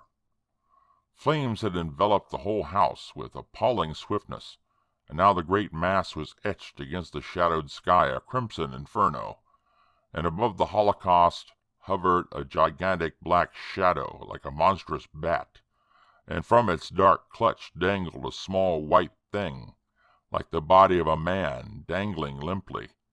Then, even as we cried out in horror, it was gone, and our dazed gaze met only the shuddering walls and blazing roof, which crumbled into the flames with an earth-shaking roar. I shall never forget that night as long as I live. It was during the Christmas vacation 1870 blank. I was staying with an old college friend who had lately been appointed the curate of a country parish, and had asked me to come and cheer him up, since he could not get away at that time. As we drove along the straight country lane from the little wayside station, it forcibly struck me that a life in such a place must be dreary indeed. I have always been much influenced by local color, above all things. I am depressed by a dead level, and here is monotony with a vengeance. On each side of the low hedges, lichen-covered and wind-cropped, stretched bare fields, the absolute level of the horizon being only broken at intervals by some mournful tree that pointed like a decrepit finger-post towards the east, for all its western growth was nipped and blasted by the roaring southwest winds. An occasional black spot, dotted against the great distance, marked a hayrick or laborer's cottage, while some 2 miles ahead of us the stunted spire of my friend's church stood out against the wintry sky, amid the weathered branches of a few ragged trees. On our right hand stretched dreary wastes of mud, interspersed here and there with firmer patches of land, but desolate and forlorn, cut off from all communication with the mainland by acres of mud and thin streaks of brown water. A few seabirds were piping over the waste, and this was the only sound, except the grit of our own wheels and the steady step of the horse, which broke the silence. "Not lively, is it?" said Jones, and I couldn't say it was. As he drove up street, as the inhabitants fondly called the small array of low houses which bordered the high road, I noticed the lackluster expression of the few children and untidy women who were loitering about the doors of their houses. There was an old tumble-down inn, with a dilapidated signboard scarcely held up by its rickety ironwork. A daub of yellow and red paint, with a dingy streak of blue, was supposed to represent the Duke's head, although what exalted member of the aristocracy was thus distinguished it would be hard to say. Jones inclined to think it was the Duke of Wellington, but I upheld the theory that it was the Duke of Marlborough, chiefly basing my arguments on the fact that no artist who desired to convey a striking likeness would fail to show the great Duke in profile, whereas his personage was evidently depicted full face and wearing a three-cornered hat. At the end of the village was the church, standing in an untidy churchyard, and opposite it was a neat little house, quite new, and of that utilitarian order of architecture which will stamp the Victorian age as one of the least imaginative of eras. 2 windows flanked the front door, and 3 narrow windows looked out overhead from under a slate roof, variety and distinction being given to the facade by the brilliant blending of the yellow bricks with red, so bright as to suggest the idea of their having been painted. A scrupulously clean stone at the front door, together with the bright green of the low palings and woodwork, told me what sort of landlady to expect, and I was not disappointed. A kindly-featured woman, thin, cheery, and active, received us, speaking in that encouraging tone of half compassionate, half proprietary patronage, which I have observed so many women adopt towards lone beings of the opposite sex. "You'll find it precious dull, old man," said Jones, as we were eating our frugal dinner. "There's nothing for you to do, unless you care to try a shot at the duck over the mudflats. I shall be busy on and off nearly all tomorrow." As we talked, I could not help admiring the cheerful pluck with which Jones endured the terrible monotony of his life in this dreary place. His rector is said to be delicate, and in order to prolong life, which no doubt he considered valuable to the church, he lived with his father either at Torquay or Cannes in elegant idleness, quite unable to do any duty, but fully equal to enjoying the pleasant society of those charming places, and quite satisfied that he had done his duty when he sacrificed a tenth of his income to provide for the spiritual needs of his parish. There was no squire in the place, no gentlefolk, as the rustics called them, lived nearer than 5 miles. There was not a single being of his own class with whom poor Jones could associate. And yet he made no complaint, the nearest approach to one being the remark that the worst of it was so difficult, if not impossible, to be really understood. The poor being so suspicious and ignorant, they look at everything from such a low standpoint, enthusiasm and freshness sinks so easily into formalism and listlessness.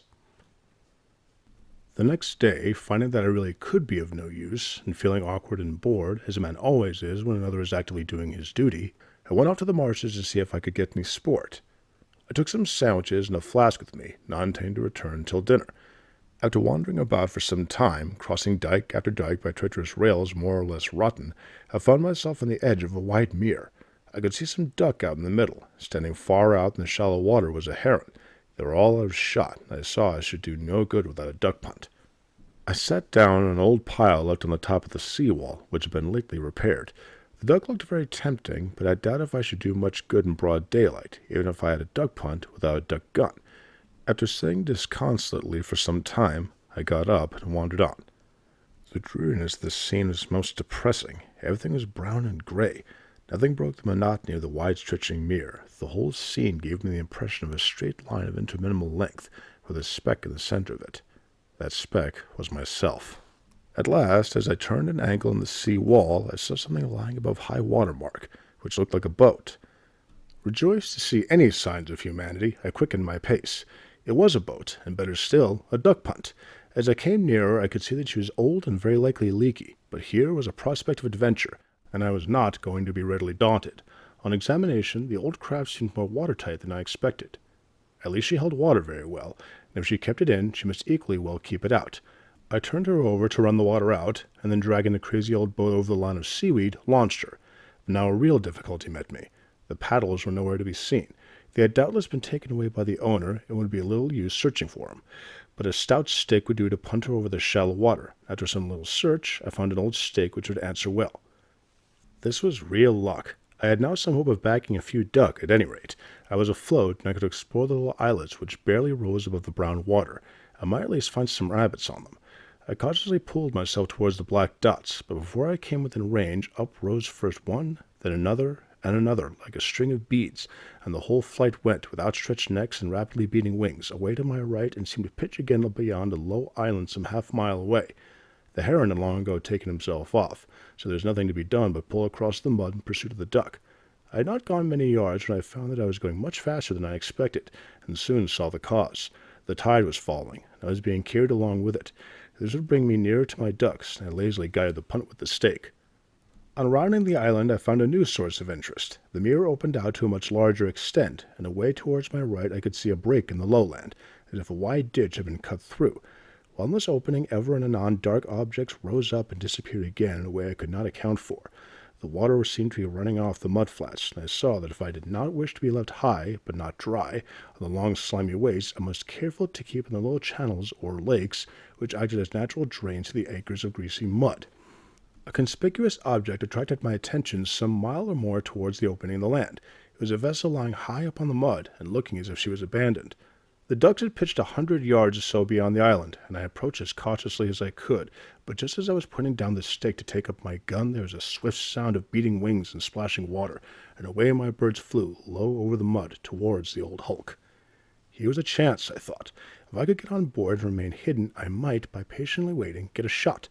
I looked at my watch. There was still plenty of daylight left, and the tide was only just beginning to leave the mud.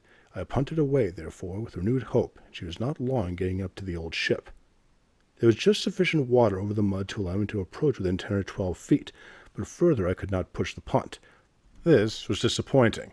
However, I noticed a deep lake ran round the other side, and determined to try my luck there. So with a slosh and a heave, I got the flat afloat again, and made for the deeper water. It turned out quite successful, and I was enabled to get right under the square overhang counter, while a little lane of water led alongside our starboard quarter. I pushed the nose of the punt into this, and was not long in clambering on board by the rusty irons of her forechains. The old vessel nearly upright in the soft mud, and a glance soon told she would never be used again. Her gear and rigging were all rotten, and everything valuable had been removed. She was a brig of some 200 tons, and had been a fine vessel, no doubt. To me there is always a world of romance in a deserted ship. The places she has been to, the scenes she's witnessed, the possibilities of crime, of adventure, and all these thoughts crowd upon me when I see an old hulk lying deserted and forgotten, left to rot upon the mud of some lonely creek. In order to keep my punt afloat as long as possible, I towed her round and moored her under the stern, and then looked over the bulwarks for the duck. There they were, swimming not more than 150 yards away, and they were coming towards me. I remained perfectly concealed under the high bulwark, and could see them paddling and feeding in the greasy weed. Their approach was slow, but I could afford to wait. Nearer and nearer they came. Another minute, and they would be well within shot. I was already congratulating myself upon the success of my adventure, and thinking of the joy of Jones and this large accession to his larder, when suddenly there was a heavy splash, and with a wild spluttering rush the whole pack rose out of the water and went skimming over the mud towards the distant sea. I let off both barrels after them, and tried to console myself by thinking that I saw the feathers fly from one, but not a bird dropped, and I was left alone in my chagrin. What could have caused this splash, that luckless splash, I wondered. There was surely no one else on board the ship, and certainly no one could get out here without mud pattens or a boat. I looked around. All was perfectly still.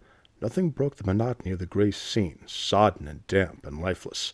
A chill breeze came up from the southwest, bringing with it a raw mist, which was blotting out the dark distance and fast limiting my horizon. The day was drawing in, and I must be thinking of going home. As I turned round, my attention was arrested by seeing a duck punt glide past me in the now rapidly falling water, which was swirling by the mud bank on which the vessel lay, but there was no one in her. A dreadful thought struck me. It must be my boat, and how shall I get home? I ran to the stern and looked over. The duck punt was gone. The frayed and stranded end of the painter told me how it had happened. I had not allowed for the fall of the tide, and the strand of the punt, as the water fell away, had snapped the line, old and rotten as it was. I hurried to the bows, and jumping onto the bitts, saw my punt peacefully drifting away, some quarter of a mile off. It was perfectly evident I could not hope to get her again. It was beginning to rain steadily. I could see that I was in for dirty weather, and became a little anxious about how I was to get back, especially as it was now rapidly growing dark. So thick was it that I could not see the lowland anywhere. I could only judge of its position by remembering that the stern of the vessel pointed that way. The conviction grew upon me that I could not possibly get away from this doleful old hulk without assistance, and how to get it I could not for the life of me see. I had not seen a sign of a human being the whole day. It was not likely any more would be about at night. However, I shouted as loud as I could, and then waited to hear if there were any response. There was not a sound. Only the wind moaned slightly through the stumps of the masts, and something creaked in the cabin. Well, I thought, at least it might be worse. I shall have shelter for the night. While had I been left on one of those islands, I should have had to spend the night exposed to the pelting rain. Happy thought. Go below before it gets too dark and see what sort of a berth can be got, if the worst comes to the worst. So, thinking, I went to the booby hatch, and found as I expected it was half broken, and anyone could go below who liked. As I stepped down the rotting companion, the air smelt foul and dank. I went below very cautiously, for I was not at all sure that the boards would bear me. It was fortunate I did so, for as I stepped off the lowest step, the floor gave way under my foot, and had I not been holding onto the stair rail, I should have fallen through. Before going any further, I took a look around. The prospect was not inviting. The light was dim. I could scarcely make out objects near me. All else was obscurity. I could see that the whole of the inside of the vessel was completely gutted. What little light there was came through the stern ports. A small, round speck of light looked at me out of the darkness ahead, and I could see that the flooring had either all given way or been taken out of her. At my feet a gleam of water showed me to expect if I should slip through the floor joists. Altogether, a more desolate, gloomy, ghostly place it would be difficult to find. I could not see any bunk or locker where I could sit down, and everything movable had been taken out of the hulk. Groping my way with increasing caution, I stepped across the joists and felt along the side of the cabin. I soon came to a bulkhead. Continuing to grope, I came to an opening. If the cabin was dim, here was blackness itself. It felt it would be useless to attempt to go any further, especially as a very damp, foul odor came up from the bilge water in her hold. As I stood looking into the darkness, a creepy, chilly shudder passed over me, and with a shiver I turned around to look at the cabin. My eyes had now become used to the gloom. A deeper patch of darkness to my right suggested the possibility of a berth, and groping my way over to it, I found the lower bunk was still entire. Here at least I could rest, if I found it impossible to get to shore. Having some wax vestas in my pocket, I struck a light and examined the bunk. It was better than I expected. If I could only find something to burn, I should be comparatively cheerful. Before reconciling myself to my uncomfortable position, I resolved to see whether I could not get to the shore, and went up the rickety stairs again. It was raining hard, and the wind had got up. Nothing could be more dismal. I looked over the side and lowered myself down from the main chains to see if it were possible to walk over the mud. I found I could not reach the mud at all, and fearful of being unable to climb back if I let go, I clambered up the side again and got on board. It was quite clear I must pass the night here. Before going below, I once more shouted at the top of my voice, more to keep up my own spirits than with any hope of being heard, and then paused to listen. Not a sound of any sort replied. I now prepared to make myself as comfortable as I could. It was a dreary prospect. I would rather have spent the night on deck than down below in that foul cabin, but the drenching driving rain, as well as the cold, drove me to seek shelter below. It seemed so absurd to be in the position of a shipwrecked sailor, within 2 or 3 miles of a prosy country hamlet and in a landlocked harbor while actually on land, if the slimy deep mud could be called land. I had not many matches left, but I had my gun and cartridges. The idea occurred to me to fire off minute guns. That's what I ought to do, of course. The red flash will be seen this dark night, for it was dark now and no mistake. Getting up onto the highest part of the vessel, I blazed away. The noise sounded to me deafening. Surely the whole countryside would be aroused. After firing off a dozen cartridges, I waited. But the silence only seemed the more oppressive, and the blackness all the darker. It's no good. I'll turn in, I thought dejectedly. With great difficulty, I groped my way to the top of the companion ladder, and bumped dismally down the steps. If only I had a light, I should be fairly comfortable, I thought. Happy thought! Make a spit devil! As we usual boys call a little cone of damp gunpowder. I got out my last 2 cartridges, and emptying the powder carefully into my hand, I moistened it and worked it up to a paste. I then placed it on the smooth end of the rail and lighted it. This is brilliant, at least so it seemed by contrast with the absolute blackness around me. By its light I was able to find my way to the bunk, and it lasted just long enough for me to arrange myself fairly comfortably for the night. By contriving a succession of matches, I was enabled to have enough light to see to eat my frugal supper, for I kept a little sherry and a few sandwiches to meet emergencies, and it was a fortunate thing I had. The light in the food made me feel more cheery, and by the time the last match had gone out, I felt worse might have happened to me by a long way. As I lay still, waiting for sleep to consume, the absurdity of the situation forced itself upon me. Here was I, to all intents and purposes, as much cut off from all communication with the rest of the world as if I were cast away upon a desert island. The chances were that I should make someone see or hear me the next day. Jones would be certain to have the country searched, and at the longest I should only endure the discomfort of one night, and get well laughed at for my pains. But meanwhile I was absolutely severed from all human contact, and was as isolated as Robinson Crusoe, for I had no other living thing whatever to share my solitude. The silence of the place was perfect, and if silence can woo sleep, sleep ought very soon to have come. When one is hungry and wet, and in a strange, uncanny kind of place, besides being in one's clothes, it is a very difficult thing to go to sleep. First, my head was too low. Then, after resting out on my arms, I got a cramp in them. My back seemed all over bumps. When I turned on my side, I appeared to have got a rather serious enlargement of the hip joint, and I found my damp clothes smell very musty. After sighing and groaning for some time, I sat up for change of position, and nearly fractured my skull in doing so against the remains of what had once been a berth above me. I didn't dare to move in the inky blackness, for I had seen sufficient to know that I might very easily break my leg or my neck in the floorless cabin. There was nothing for it but to sit still or lie down and wait for daylight. I had no means of telling the time. When I had last looked at my watch before the last match had gone out, it was not more than 6 o'clock. It might be now about 8, or perhaps not so late. Fancy 12 long hours spent in that doleful black place, with nothing in the world to do to pass away the time. I must go to sleep, and so, full of this resolve, I lay down again. I suppose I went to sleep. All I can recollect after lying down is keeping my mind resolutely turned inwards, as it were, and fixed upon the arduous business of counting an imaginary and interminable flock of sheep pass one by one through an ideal gate. This meritorious method of compelling sleep had, no doubt, been rewarded.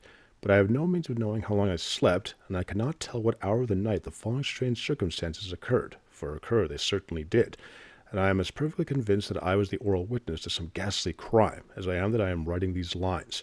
I have little doubt I shall be laughed at, as Jones laughing at me, be told that I was dreaming, that I was overtired and nervous. In fact, so accustomed have I become to this sort of thing that I now hardly ever tell my tale, or if I do, I put it in the third person. Then I find people believe it, or at least take much more interest in it. I suppose the reason is that people cannot bring themselves to things so strange as think could have happened to such a prosy, everyday sort of man as myself, that they cannot divest their minds of the idea that I am, well, to put it mildly, drawing on my imagination for facts. Perhaps, if the tale appears in print, it will be believed, as a facetious friend of mine once said to a newly married couple who had just seen the announcement of their marriage in the Times, "Ah, didn't know you were married till you saw it in print." Well, be the time what it may have been, all I know is that the next thing I can remember after getting my 500th sheep through the gate is that I heard two most horrible yells ring through the darkness. I sat bolt upright, and as a proof that my senses were all there, I did not bring my head this time against the berth overhead, remembering to bend it outwards so as to clear it. There was not another sound. The silence was as absolute as the darkness. I must have been dreaming, I thought, but the sounds were ringing in my ears, and my heart was beating with excitement. There must have been some reason for this. I never was taken this way before. I could not make it out, and felt very uncomfortable. I sat there listening for some time. No other sound breaking the deathly stillness, and becoming tired of sitting, I lay down again. Once more I set myself to getting my interminable flocks through that gate, but I could not help myself listening. There seemed to me a sound growing in the darkness, a something gathering in the particles of the air, as if molecules of the atmosphere were rustling together, and with stilly movement were whispering something. The wind had died down, and I would have gone on deck if I could move, but it was hazardous enough moving about in the light. It would have been madness to attempt to move in that blackness, and so I lay still and tried to sleep. But now there was a sound, indistinct, but no mere fancy, a muffled sound, as of some movement in the forepart of the ship. I listened intently and gazed into the darkness. What was the sound? It did not seem like rats. It was a dull, shuffling kind of noise, very indistinct and conveying no clue whatever as to its cause. It lasted only for a short time, but now the cold, damp air seemed to become more piercingly chilly. Raw iciness seemed to strike into the very marrow of my bones, and my teeth chattered. At the same time, a new scent seemed to be assailed. The foul odor which I had noticed arising from the stagnant water in the bilge appeared to rise into more objectionable prominence, as if it had been stirred. "I cannot stand this," I muttered, shivering in horrible aversion of the disgusting odor. "I will go on deck at all hazards." Rising to put this resolve in execution, I was arrested by the noise beginning again. I listened. This time I distinctly distinguished two separate sounds, one like a heavy soft weight being dragged along with difficulty, the other like a hard sound of boots on boards. Could there be others on board after all? If so, why had they made no sound when I clambered on deck, or afterwards when I shouted and fired my gun? Clearly, if there were people, they wished to remain concealed, and my presence was inconvenient to them. But how absolutely still and quiet they had kept.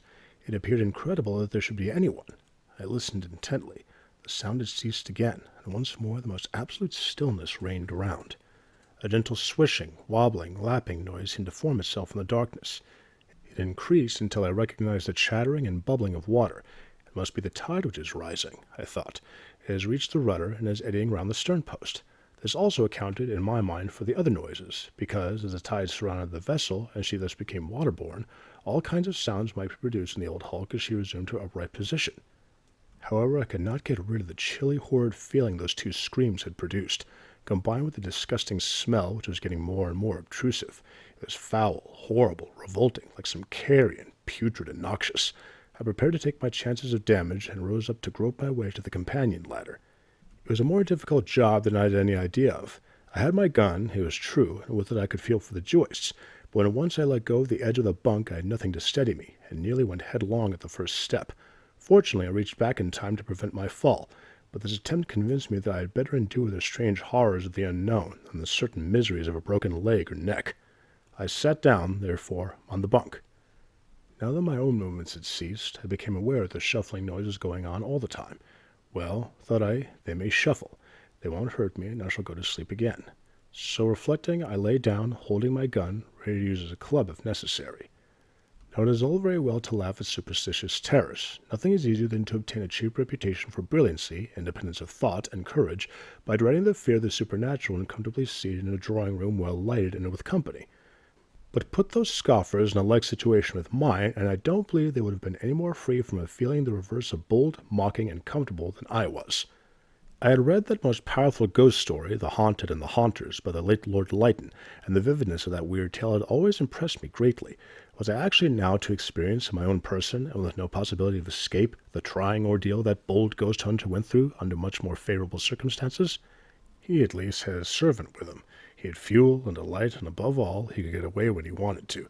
I felt I could face any number of spiritual manifestations, if only I had warmth and light. But the icy coldness of the air was eating into my bones, and I shivered until my teeth chattered. I could not get to sleep. I could not prevent myself listening, and at last I gave up the contest and let myself listen. But there seemed now nothing to listen to. All the time I had been refusing to let my ears do their office by putting my handkerchief over one ear and lying on my arm with the other. A confused noise appeared to reach me, but the moment I turned round and lay on my back, everything seemed quiet. It's only my fancy after all, the result of cold and want of a good dinner. I will go to sleep. But in spite of this, I lay still, listening a little longer. There was the sound of trickling water against the broad bilge of the old hulk, and I knew the tide was rising fast. My thoughts turned to the lost canoe, and to reproaching myself with my stupidity in not allowing enough rope, or looking at it more carefully. Suddenly I became all attention again. An entirely different sound now arrested me. It was distinctly a low groan, and followed almost immediately by heavy blows, blows which fell on a soft substance, and then more groans, and again those sickening blows. There must be men here. Where are they, and what is it? I sat up and straightened my eyes towards where the sound came from. The sounds had ceased again. Should I call out, let the man or men know that I was here? What puzzled me was the absolute darkness. How could anyone see the hidden object, or do anything else in this dense obscurity? It appalled me. Anything might pass at an inch's distance, and I could not tell who or what it was. But how could anything human find its way about, any more than I could? Perhaps there was a solid bulkhead dividing the forecastle from me, but it would have to be very sound with no chink whatsoever to prevent a gleam or ray of light finding its way out somewhere. I could not help feeling convinced that the whole hull was open from one end to the other. Was I really dreaming after all? To convince myself that I was wide awake, I felt in my pockets for my notebook, and pulling out my pencil, I opened the book and holding it in my left hand wrote as well as I could by feel alone, I am wide awake. It is about midnight, Christmas Eve, 1870 blank. I found I had got to the bottom of the page, so I shut the book up, resolving to look at it the next morning. I felt curious to see what the writing looked like by daylight. But all further speculation was cut short by the shuffling and dragging noise beginning again. There was no doubt the sounds were louder and were coming my way. I never in all my life felt so uncomfortable. I may as well at once confess it, so frightened. There in that empty hull, over that boardless floor, over these rotting joists, somebody or something was dragging some heavy weight. What, I could not imagine. Only the shrieks, the blows, the groans, the dull thumping sounds compelled me to suspect the worst, to feel convinced that I was actually within some few feet of horrible murder then being committed. I could form no idea who the victim was or who was the assassin. That I actually heard the sounds I had no doubt. That they were growing louder and more distinct I felt painfully aware. The horror of the situation was intense. If only I could strike a light to see what was passing close there, but I had no matches. I could hear a sound as of someone breathing slowly, stertorously, then a dull groan, and once more the cruel sodden blows fell again, followed by a drip, drip, and heavy drop in the dank water below, from which the sickening smell rose, pungent, reeking, horrible. The dragging, shuffling noise now began again. It came quite close to me, so close that I felt I had only to put out my hand to touch the thing. Good heavens! Was it coming to my bunk? The thing passed, and all the time the dull drip, as of some heavy drops, fell into the water below. It was awful. All this time I was sitting up and holding my gun by its barrel, ready to use it if I were attacked. As the sound passed me at the closest, I put out the gun involuntarily, but it touched nothing, and I shuddered at the thought that there was no floor over which the weight could be drawn. I must be dreaming some terribly vivid dream. It could not be real. I pinched myself. I felt I was pinching myself. It was no dream. The sweat poured off my brow, my teeth chattered with the cold. It was terrific in its dreadful mystery. And now the sounds altered. The noises had reached the companion ladder. Something was climbing them with difficulty. The old stairs creaked. Bump, thump. The thing was dragging up the steps with many pauses, and at last it seemed to have reached the deck. A long pause now followed. The silence grew dense around. I dreaded the stillness, the silence that made itself be heard almost more than the other sounds. What new horror would that awful quiet bring forth? What terror was still brooding in the depths of that clinging darkness, darkness that could be felt? The absolute silence was broken, horribly broken, by a dull drip from the stairs, and the dragging began again, distant and less distinct, but the steps were louder. They came nearer, over my head. The old boards creaked, and the weight was dragged right over me. I could hear it above my head, for the steps stopped, and two distinct raps, followed by a third, heavier one, sounded so clearly above me that it seemed almost as if it were something striking the rotten woodwork of the berth over my head. The sounds were horribly suggestive of the elbows and head of a body being dropped on the deck. And now, as if the horrors had not been enough, a fresh ghastliness was added. So close were the raps above me that I involuntarily moved, as if I had been struck by what caused them. As I did so, I felt something drop onto my head and slowly trickle over my forehead. It was too horrible. I sprang up in my disgust, and with a wild cry I stepped forward and instantly fell between the joists into the rank water below. The shock was acute. Had I been asleep and dreaming before, this must inevitably have roused me up. I found myself completely immersed in water and, for a moment, was absolutely incapable of thinking. As it was pitch dark and my head had gone under, I could not tell whether I was above water or not, as I felt the bottom and struggled and splashed onto my legs. It was only by degrees I knew I must be standing with my head out of the foul mixture, because I was able to breathe easily, although the wet running down from my hair dribbled into my mouth as I stood shivering and gasping. It was astonishing how a physical discomfort overcame a mental terror. Nothing could be more miserable than my present position, and my efforts were once directed to getting out of this dreadful place. But let anyone who has ever had the ill luck to fall out of bed in his boyhood try and recollect his sensations. The bewildering realization that he is not in bed, that he does not know where he is, which way to go, or what to do to get back again. Everything he touches seems strange, and one piece of furniture much the same as any other. I well remember such an accident, and how, having rolled under the bed before I was wide awake, I could not for the life of me understand why I could not get up, what it was that kept me down. I had not the least idea which way to get out, and kept going round and round in a circle under my bed for a long time, and should probably have been doing it until daylight, had not my sighs and groans awoke my brother, who slept in the same room, and who came to my help. If, then, one is so utterly at fault in a room every inch of which one knows intimately, how much more hopeless was my position at the bottom of this old vessel, half immersed in water, and totally without any clue which could help me to get out. I had not the least idea which was the ship's stern or which her stem, and every movement I made with my feet only served to unsteady me, as the bottom was all covered with slime, and uneven with the great timbers of the vessel. My first thought in recovering my wits was to stretch my arms up over my head, and I was relieved to find that I could easily reach the joists above me. I was always fairly good at gymnastics. I had not much difficulty in drawing myself up and sitting on the joist, although the weight of my wet clothes added to my exertions considerably. Having so far succeeded, I sat and drained, as it were, into the water below. The smell was abominable. I never disliked myself so much, and I shivered with cold. As I could not get any wetter, I determined to go on deck somehow. But where was the companion ladder? I had nothing to guide me. Strange to say, the reality of my struggles had almost made me forget the mysterious phenomena I had been listening to. But now, as I looked round, my attention was caught by a luminous patch which quivered and flickered on my right. At what distance from me I could not tell.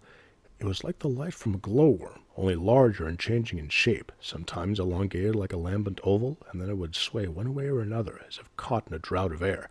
While I was looking at it and wondering what could cause it, I heard the steps over my head. They passed above me, and then seemed to grow louder on my left. A creeping dread again came over me. If only I could get out of this horrible place. But where were the stairs? I listened. The footfalls seemed to be coming down some steps, and the companion ladder must be on my left. But if I moved that way, I should meet the thing, whatever it was, that was coming down. I shuddered at the thought. However, I made up my mind. Stretching out my hand very carefully, I felt for the next joist, reached it, and crawled across. I stopped to listen. The steps were coming nearer. My hearing had now become acute. I could almost tell the exact place of each footfall. It came closer, closer, quite close, surely, on the very joist on which I was sitting.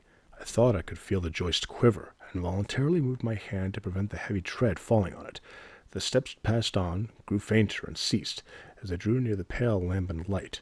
One thing I noticed with curious horror, and that was, that although the thing must have passed between me and the light, it was never for a moment obscured.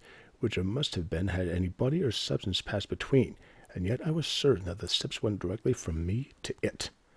It was all horribly mysterious. What had become of the other sound, the thing that was being dragged? An irresistible shudder passed over me, but I determined to pursue my way until I came to something. It would never do to sit still and shiver there. After many narrow escapes of falling again, I reached a bulkhead, and cautiously feeling along it, I came to an opening.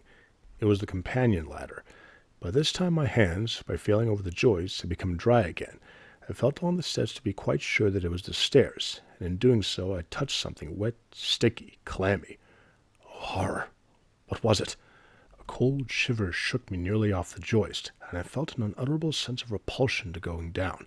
However, the fresher air which came down the companion revived me, and conquering my dread, I clambered on to the step. It did not take long to get upstairs to stand on the deck again. I think I never in all my life experienced such a sense of joy as I did on being out of that disgusting hole. It was true I was soaking wet, and the night wind cut through me like a knife, but these were things I could understand, and were a matter of common experience. What I had gone through might only be a question of nerves, and had no tangible or visible terror, but was nonetheless very dreadful, and I would not go through such an experience again for worlds. As I stood cowering under the lee of the bulwark, I looked round at the sky. There was a pale light as if of daybreak away in the east, and it seemed as if all my troubles would be over with the dawn. It was bitterly cold. The wind had got round to the north, and I could faintly make out the low shore astern. While I stood shivering there, a cry came down the wind. At first I thought it was a seabird, but it sounded again. I felt sure it was a human voice. I sprang up onto the taffrail and shouted at the top of my lungs, then paused. The cry came down clearer and distinct. It was Jones's voice. Had he heard me? I waved my draggled pocket handkerchief and shouted again. In the silence which followed, I caught the words, "We are coming." What joyful words! Never did shipwrecked mariner on a lonely isle feel greater delight. My misery would soon be over. Anyhow, I should not have to wait long. Unfortunately, the tide was low, and was still falling. Nothing but a boat could reach me, I thought, and to get a boat would take some time. I therefore stamped up and down the deck to get warm, but I had an instinctive aversion for the companion ladder and the deep shadows of the forepart of the vessel. As I turned round in my walk, I thought I saw something moving over the mud. I stopped. It was undoubtedly a figure coming towards me. A voice hailed me in gruff accents. "Lily ahoy! Be anyone aboard?" Was anyone aboard? What an absurd question! And here had I been shouting myself hoarse.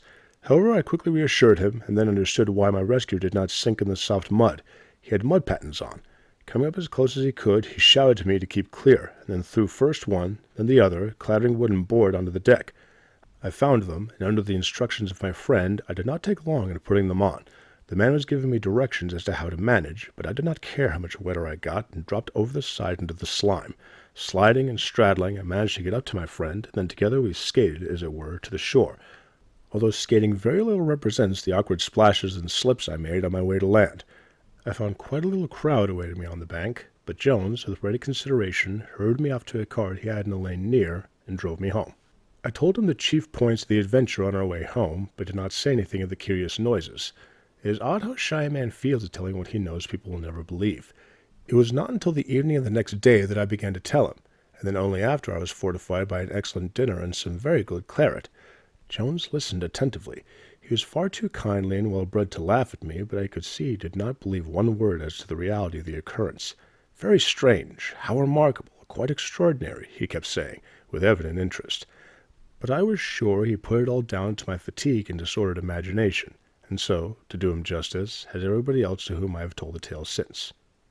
The fact is, we cannot, in this prosaic age, believe in anything the least approaching the supernatural. Nor do I. But nevertheless, I am as certain as I am that I am writing these words that the thing did really happen, and will happen again. May happen every night for all I know. Only I don't intend to try and put my belief to the test. I have a theory which of course will be laughed at, and as I am not in the least scientific, I cannot bolster it up by scientific arguments. It is this. As Mr. Edison has now discovered that by certain simple processes human sounds can be reproduced at any future date, so accidentally and owing to the combination of most curious coincidences, it might happen that the agonized cries of some suffering being, or the sounds made by one at a time when all other emotions are as nothing compared to the supreme sensations of one committing some awful crime, could be impressed on the atmosphere or surface of an enclosed building, which could be reproduced by a current of air passing into that building under the same atmospheric conditions. This is the vague explanation I have given to myself. However, be the explanation what it may, the facts are as I have stated them. Let those laugh who do not experience them, to return to the end of the story. There were two things I pointed out to Jones as conclusive that I was not dreaming. One was my pocketbook. I showed it to him, and the words were quite clear, only of course very straggling. This is a facsimile of the writing, but I cannot account for the date being 1837. The other point was the horrible stains on my hands and clothes. A foul-smelling dark chocolate stain was on my hair, hands, and clothes. Jones said, of course, this was from the rust off the moldering ironwork, some of which no doubt had trickled down, owing to the heavy rain, through the defective caulking of the deck. The fact is, there is nothing that an ingenious mind cannot explain, but the question is the explanation the right one? I could easily account for the phosphorescent light. The water is foul and stagnant, and it was no doubt caused by the same gases which produced the well-known ignis fatuus, or will-o'-the-wisp. We visited the ship, and I recovered my gun. They were the same stains on the deck as they were on my clothes, and curiously enough they went in a nearly straight line over the place where I lay, from the top of the companion to the starboard bulwark. We carefully examined the forepart of the ship. It was as completely gutted as the rest of her. Jones was glad to get on deck again, as the atmosphere is very unpleasant, and I had no wish to stay. At my request, Jones made every inquiry he could about the old hulk. Not much was elicited. It bore an evil name, and no one would go on board who could help it. So far it looked as though if it were accredited with being haunted. The owner, who had been the captain of her, had died about 3 years before. His character did not seem amiable, but as he had left his money to the most influential farmer in the district, the country people were unwilling to talk against him. I went with Jones to call on the farmer, and asked him point-blank if he had ever heard whether a murder had been committed on board the Lily. He stared at me, and then laughed. "Not as I know of," was all his answer, and I would never get any nearer than that. I felt that this is all very unsatisfactory. I wish I could give some thrilling and sensational explanation. I am sorry I cannot. My imagination suggests many, as no doubt it will to each of my readers who possesses that faculty, but I have only written this to tell the actual facts, not to add to our superabundant fiction.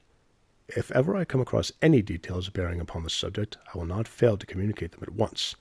The vessel I found was the Lily of Goole, owned by one Master Gad Earwaker, and built in 1801. The Adventure of the German Student by Washington Irving.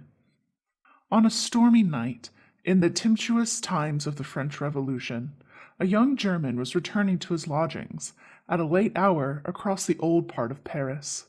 The lightning gleamed, and the loud claps of thunder rattled through the lofty, narrow streets. But I first should tell you something about this young German. Gottfried Wolfgang was a young man of good family.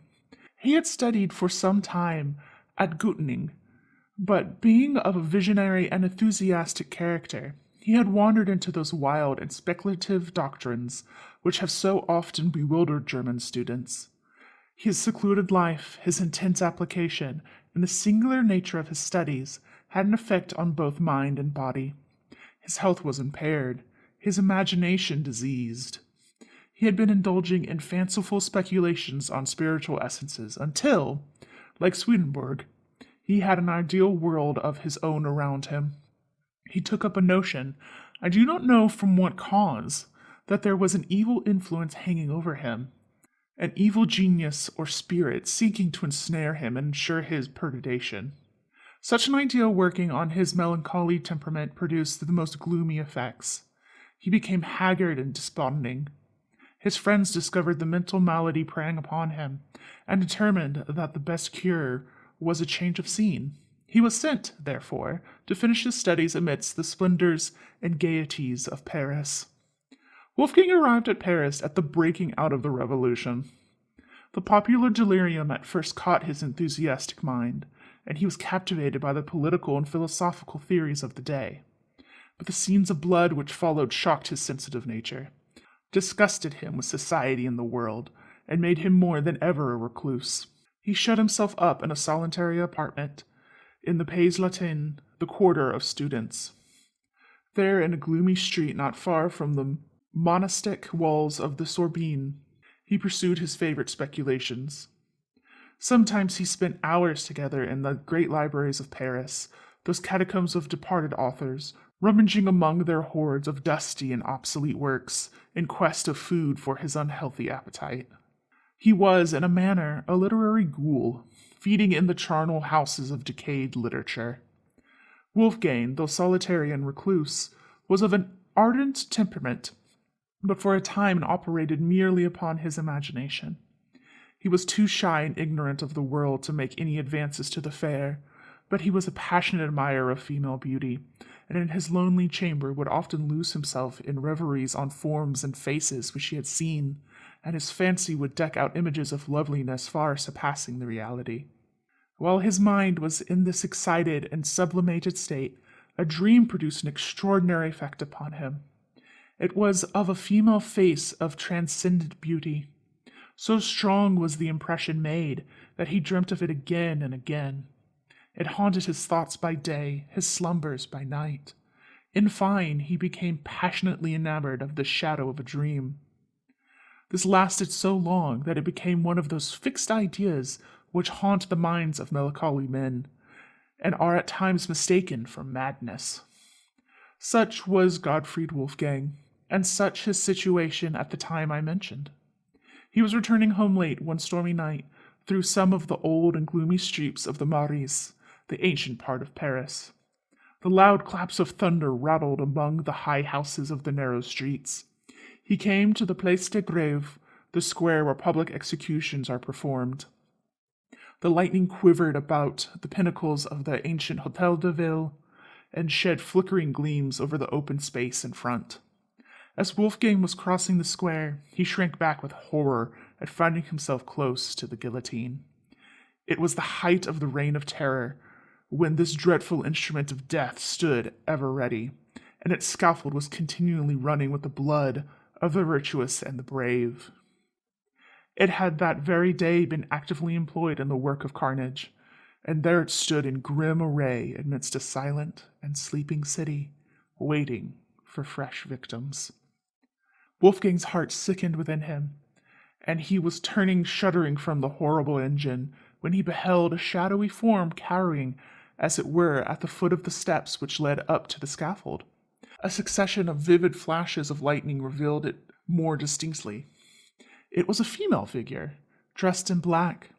She was seated on one of the lower steps of the scaffold, leaning forward, her face hid in her lap, and her long, disheveled tresses hanging to the ground, streaming with the rain which fell in torrents. Wolfgang paused. There was something awful in this solitary moment of woe. The female had the appearance of being above the common order. He knew the times to be full of vicissitude, and that many a fair head, which had once been pillowed on down, now wandered houseless. Perhaps this was some poor mourner whom the dreadful axe had rendered desolate, and who sat here heartbroken on the strand of existence from which all that was dear to her had been launched into eternity. He approached, and addressed her in the accents of sympathy. She raised her head and gazed wildly at him. What was his astonishment at beholding, by the bright glare of the lightning, the very face which had haunted him in his dreams! It was pale and disconsolate, but ravishingly beautiful. Trembling with violent and conflicting emotions, Wolfgang again accosted her.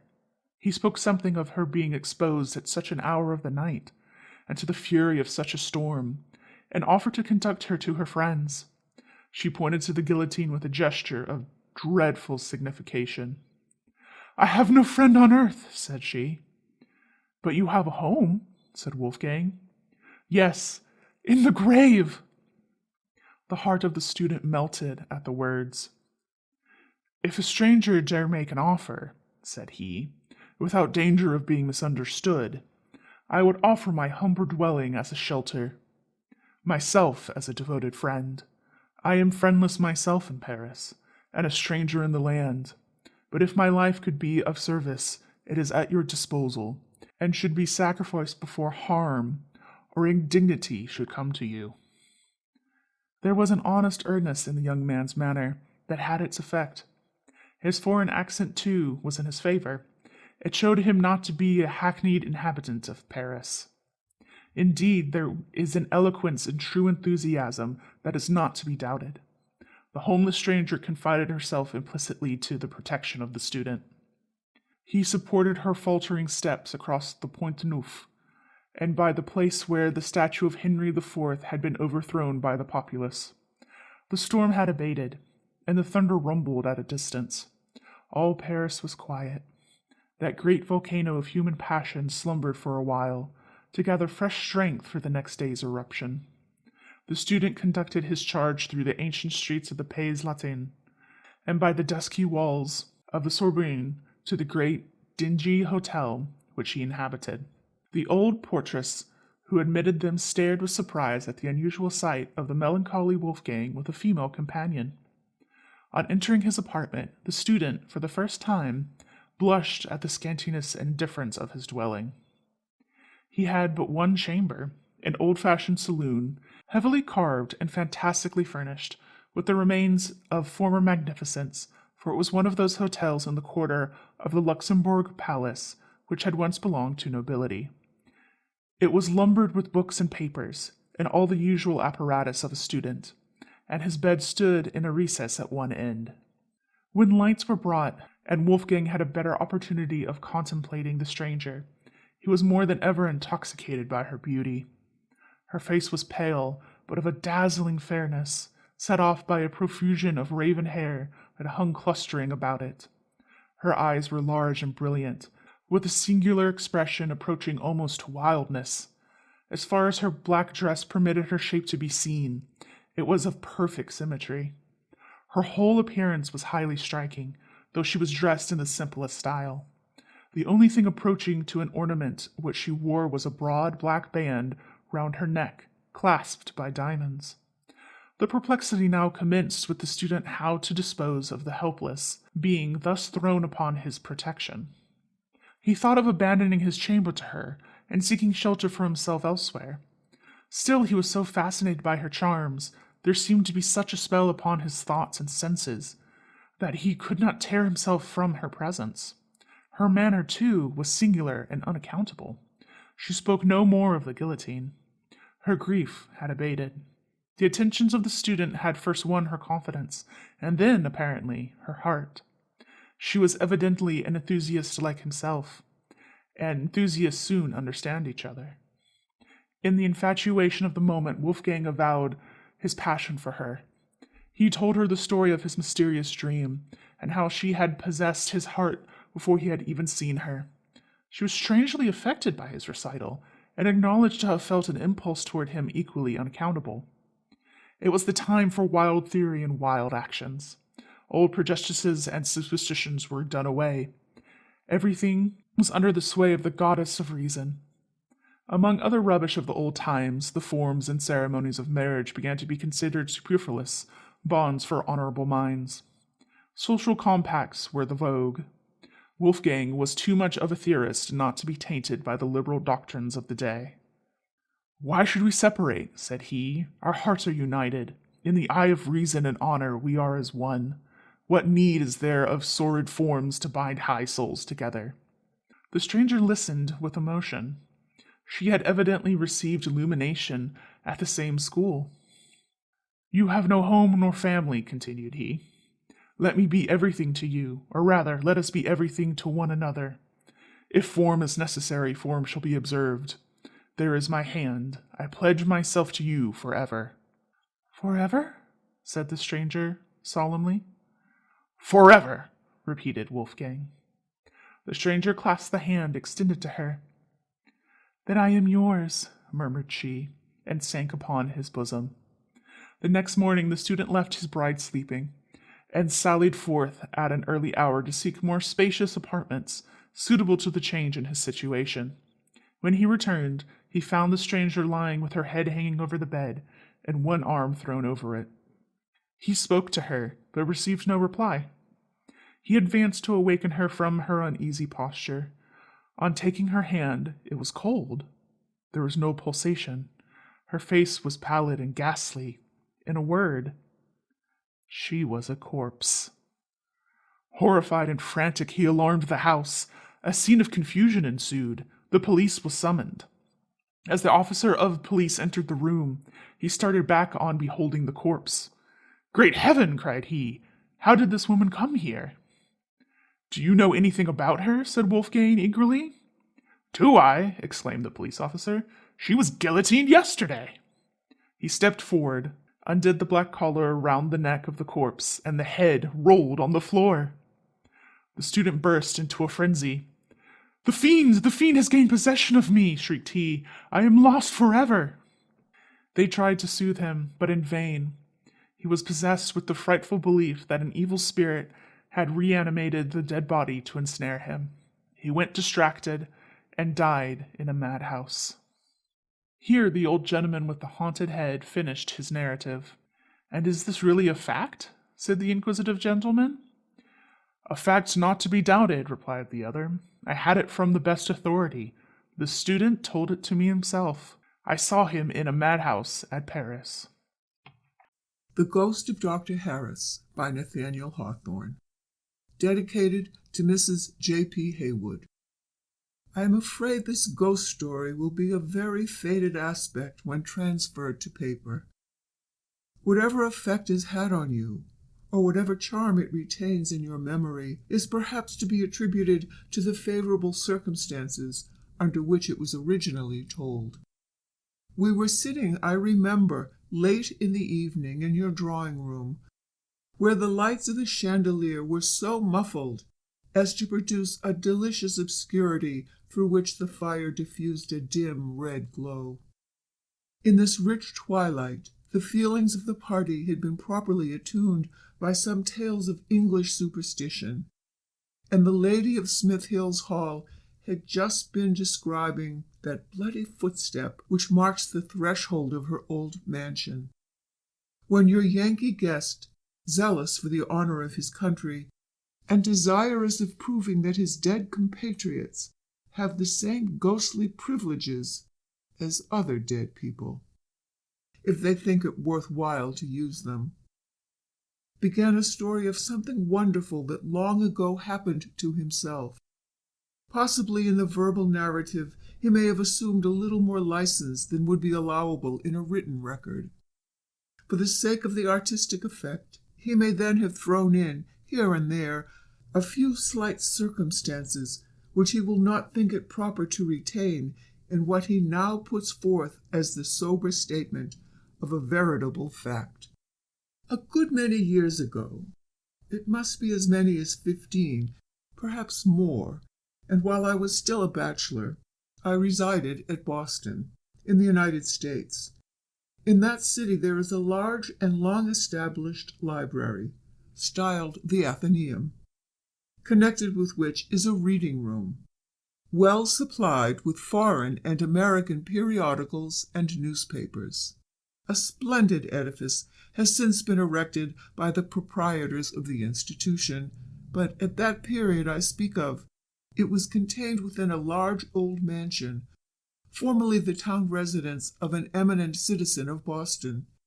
The reading room, a spacious hall, with the group of the Laocoon at one end, and the Belvedere Apollo at the other, was frequented by not a few elderly merchants, retired from business, by clergymen and lawyers, and by such literary men as we had amongst us. These good people were mostly old, leisurely, and somnolent, and used to nod and doze for hours together, with the newspapers before them, ever and anon recovering themselves as far as to read a word or two of the politics of the day, sitting, as it were, on the boundary of the land of dreams, and having little to do with this world, except through the newspapers which they so tenaciously grasped.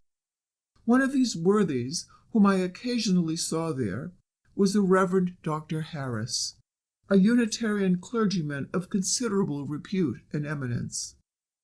He was very far advanced in life, not less than 80 years old, and probably more, and he resided, I think, at Dorchester, a suburban village in the immediate vicinity of Boston. I had never been personally acquainted with this good old clergyman, but had heard of him all my life as a noteworthy man, so that when he was first pointed out to me, I looked at him with a certain specialty of attention, and always subsequently eyed him with a degree of interest whenever I happened to see him at the Athenaeum or elsewhere. He was a small, withered, infirm, but brisk old gentleman, with snow-white hair, a somewhat stooping figure, but yet a remarkable alacrity of movement. I remember it was in the street that I first noticed him. The doctor was plodding along with the staff, but turned smartly about on being addressed by the gentleman who was with me, and responded with a good deal of vivacity. "Who is he?" I inquired, as soon as he had passed. "The Reverend Dr. Harris, of Dorchester," replied my companion, and from that time I often saw him, and never forgot his aspect. His especial haunt was the Athenaeum. There I used to see him daily, and almost always with a newspaper, the Boston Post, which was the leading journal of the Democratic Party in the Northern States. As old Dr. Harris had been a noted Democrat during his more active life, it was a very natural thing that he should still like to read the Boston Post. There his reverend figure was accustomed to sit, day after day, in the self-same chair by the fireside, and by degrees, seeing him there so constantly, I began to look towards him as I entered the reading room, and felt that a kind of acquaintance, at least on my part, was established.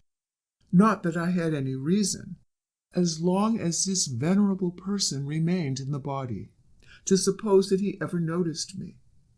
But by some subtle connection, that small, white-haired, infirm, yet vivacious figure of an old clergyman became associated with my idea and recollection of the place. One day especially, about noon, as was generally his hour, I am perfectly certain that I had seen this figure of old Dr. Harris and taken my customary note of him, although I remember nothing in his appearance at all different from what I had seen on many previous occasions. But that very evening, a friend said to me, "Did you hear that old Dr. Harris is dead?" "No," said I very quietly, "and it cannot be true, for I saw him at the Athenaeum today." "You must be mistaken," rejoined my friend. "He is certainly dead," and confirmed the fact with such special circumstances that I could no longer doubt it.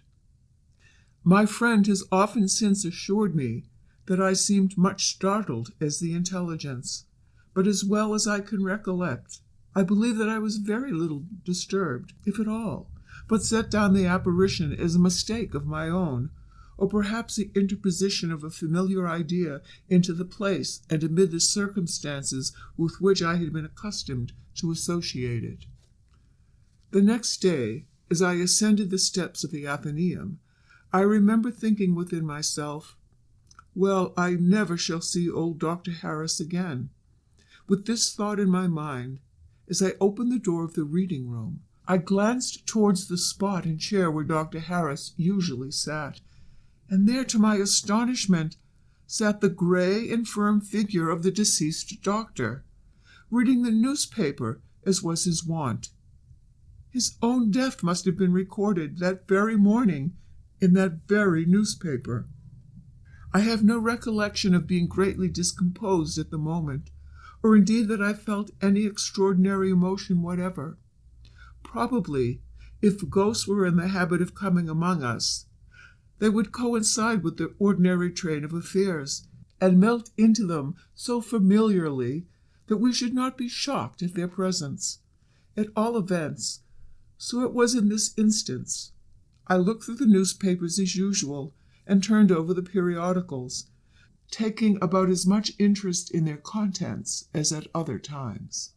Once or twice, no doubt, I may have lifted my eyes from the page to look again at the venerable doctor, who ought then to have been lying in his coffin, dressed out for the grave. But who felt such interest in the Boston Post as to come back from the other world to read it the morning after his death? One might have supposed that he would have cared more about the novelties of the sphere to which he had just been introduced than about the politics he had left behind him. The apparition took no notice of me, nor behaved otherwise in any respect than on any previous day. Nobody but myself seemed to notice him, and yet the old gentleman round about the fire, beside his chair, were his lifelong acquaintances, who were perhaps thinking of his death, and who in a day or two would deem it a proper courtesy to attend his funeral. I have forgotten how the ghost of Dr. Harris took its departure from the Athenaeum on this occasion, or in fact whether the ghost or I went first.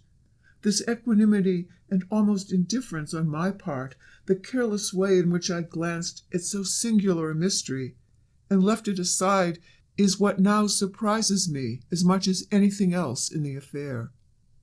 From that time, for a long time thereafter, for weeks at least, and I know not but for months, I used to see the figure of Dr. Harris quite as frequently as before his death. It grew to be so common that at length I regarded the venerable defunct no more than any other of the old fogies who basked before the fire and dozed over the newspapers. It was but a ghost, nothing but thin air, not tangible nor appreciable, nor demanding any attention from a man of flesh and blood. I cannot recollect any cold shudderings, any awe, any repugnance, any emotion whatever, such as would be suitable and decorous on beholding a visitant from the spiritual world. It is very strange, but such is the truth. It appears excessively odd to me now that I did not adopt such means as I readily might to ascertain whether the appearance had solid substance, or was merely gaseous and vapory. I might have brushed against him, have jostled his chair, or have trodden accidentally on his poor old toes. I might have snatched the Boston Post, unless that were an apparition too, out of his shadowy hands. I might have tested him in 100 ways, but I did nothing of the kind. Perhaps I was loath to destroy the illusion, and to rob myself of so good a ghost story, which might probably have been explained in some very commonplace way.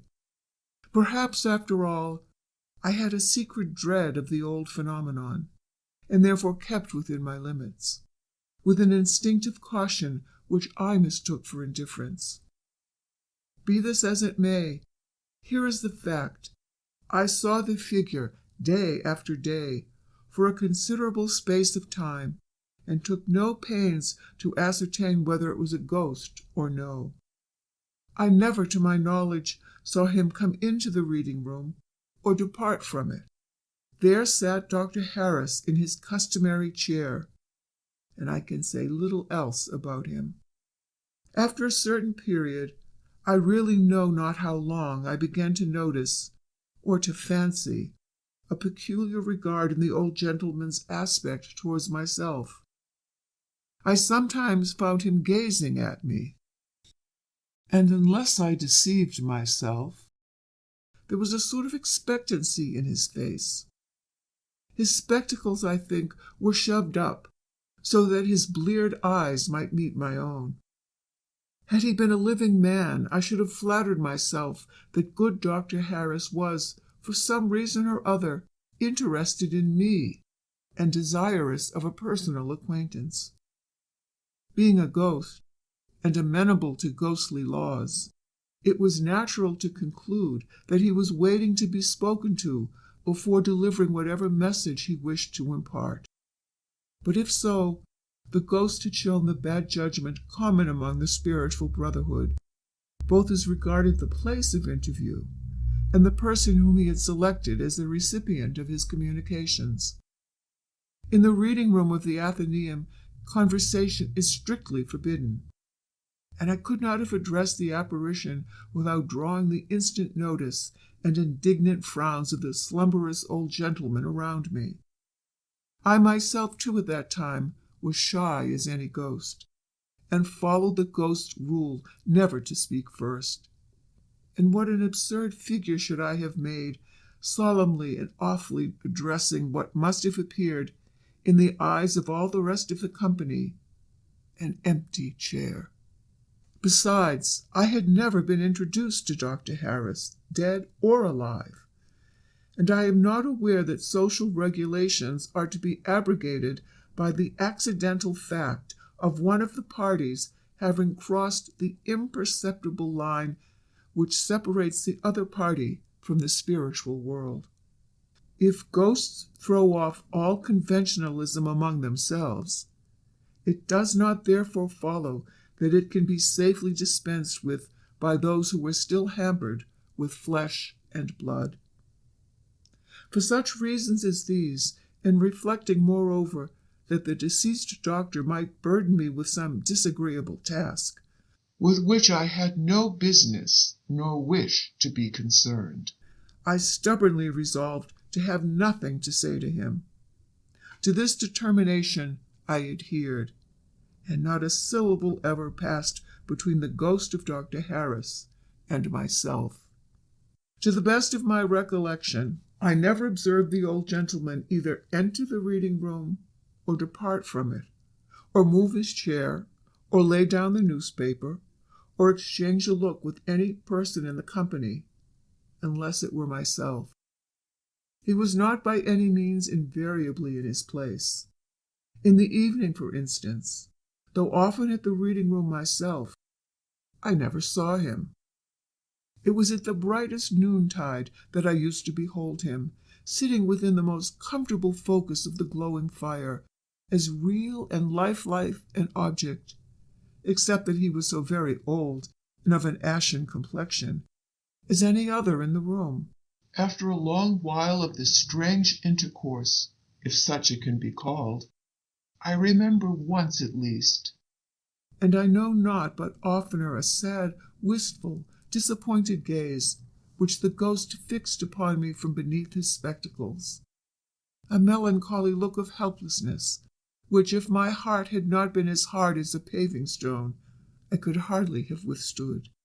But I did withstand it, and I think I saw him no more after this last appealing look, which still dwells in my memory as perfectly as while my own eyes were encountering the dim and bleared eyes of the ghost. And whenever I recall this strange passage of my life, I see the small, old, withered figure of Dr. Harris, sitting in his accustomed chair, the Boston Post in his hand, his spectacles shoved upwards, and gazing at me as I closed the door of the reading room, with that wistful, appealing, hopeless, helpless look. It is too late now. His grave has been grass-grown this many and many a year, and I hope he has found rest in it without any aid from me. I have only to add that it was not until long after I had ceased to encounter the ghost that I became aware how very odd and strange the whole affair had been. And even now I am made sensible of its strangeness chiefly by the wonder and incredulity of those to whom I tell the story. Cold Greeting by Ambrose Bierce. This is a story told by the late Benson Foley of San Francisco. In the summer of 1881, I met a man named James H. Conway, a resident of Franklin, Tennessee. He was visiting San Francisco for his health, deluded man, and brought me a note of introduction from Mr. Lawrence Barding. I had known Barding as a captain in the Federal Army during the Civil War. At its close he had settled in Franklin, and in time became, I had reason to think, somewhat prominent as a lawyer. Barding had always seemed to me an honorable and truthful man, and the warm friendship which he expressed in his note for Mr. Conway was to me sufficient evidence that the latter was in every way worthy of my confidence and esteem. At dinner one day Conway told me that it had been solemnly agreed between him and Barding that the one who died first should, if possible, communicate with the other from beyond the grave, in some unmistakable way, just how they had left, wisely it seemed to me, to be decided by the deceased, according to the opportunities that his altered circumstances might present.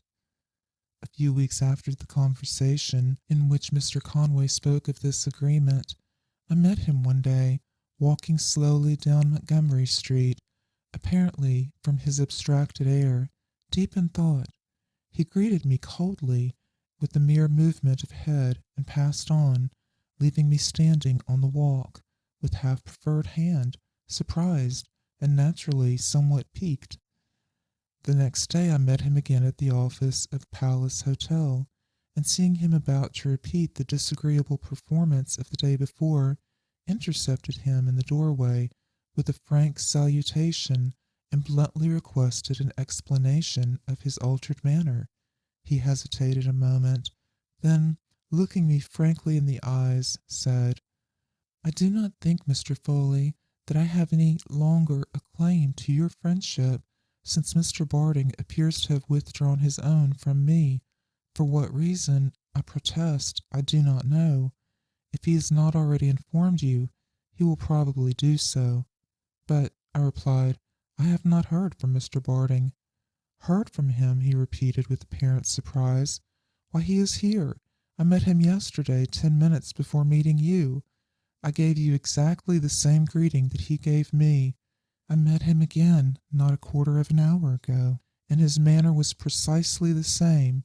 He merely bowed and passed on.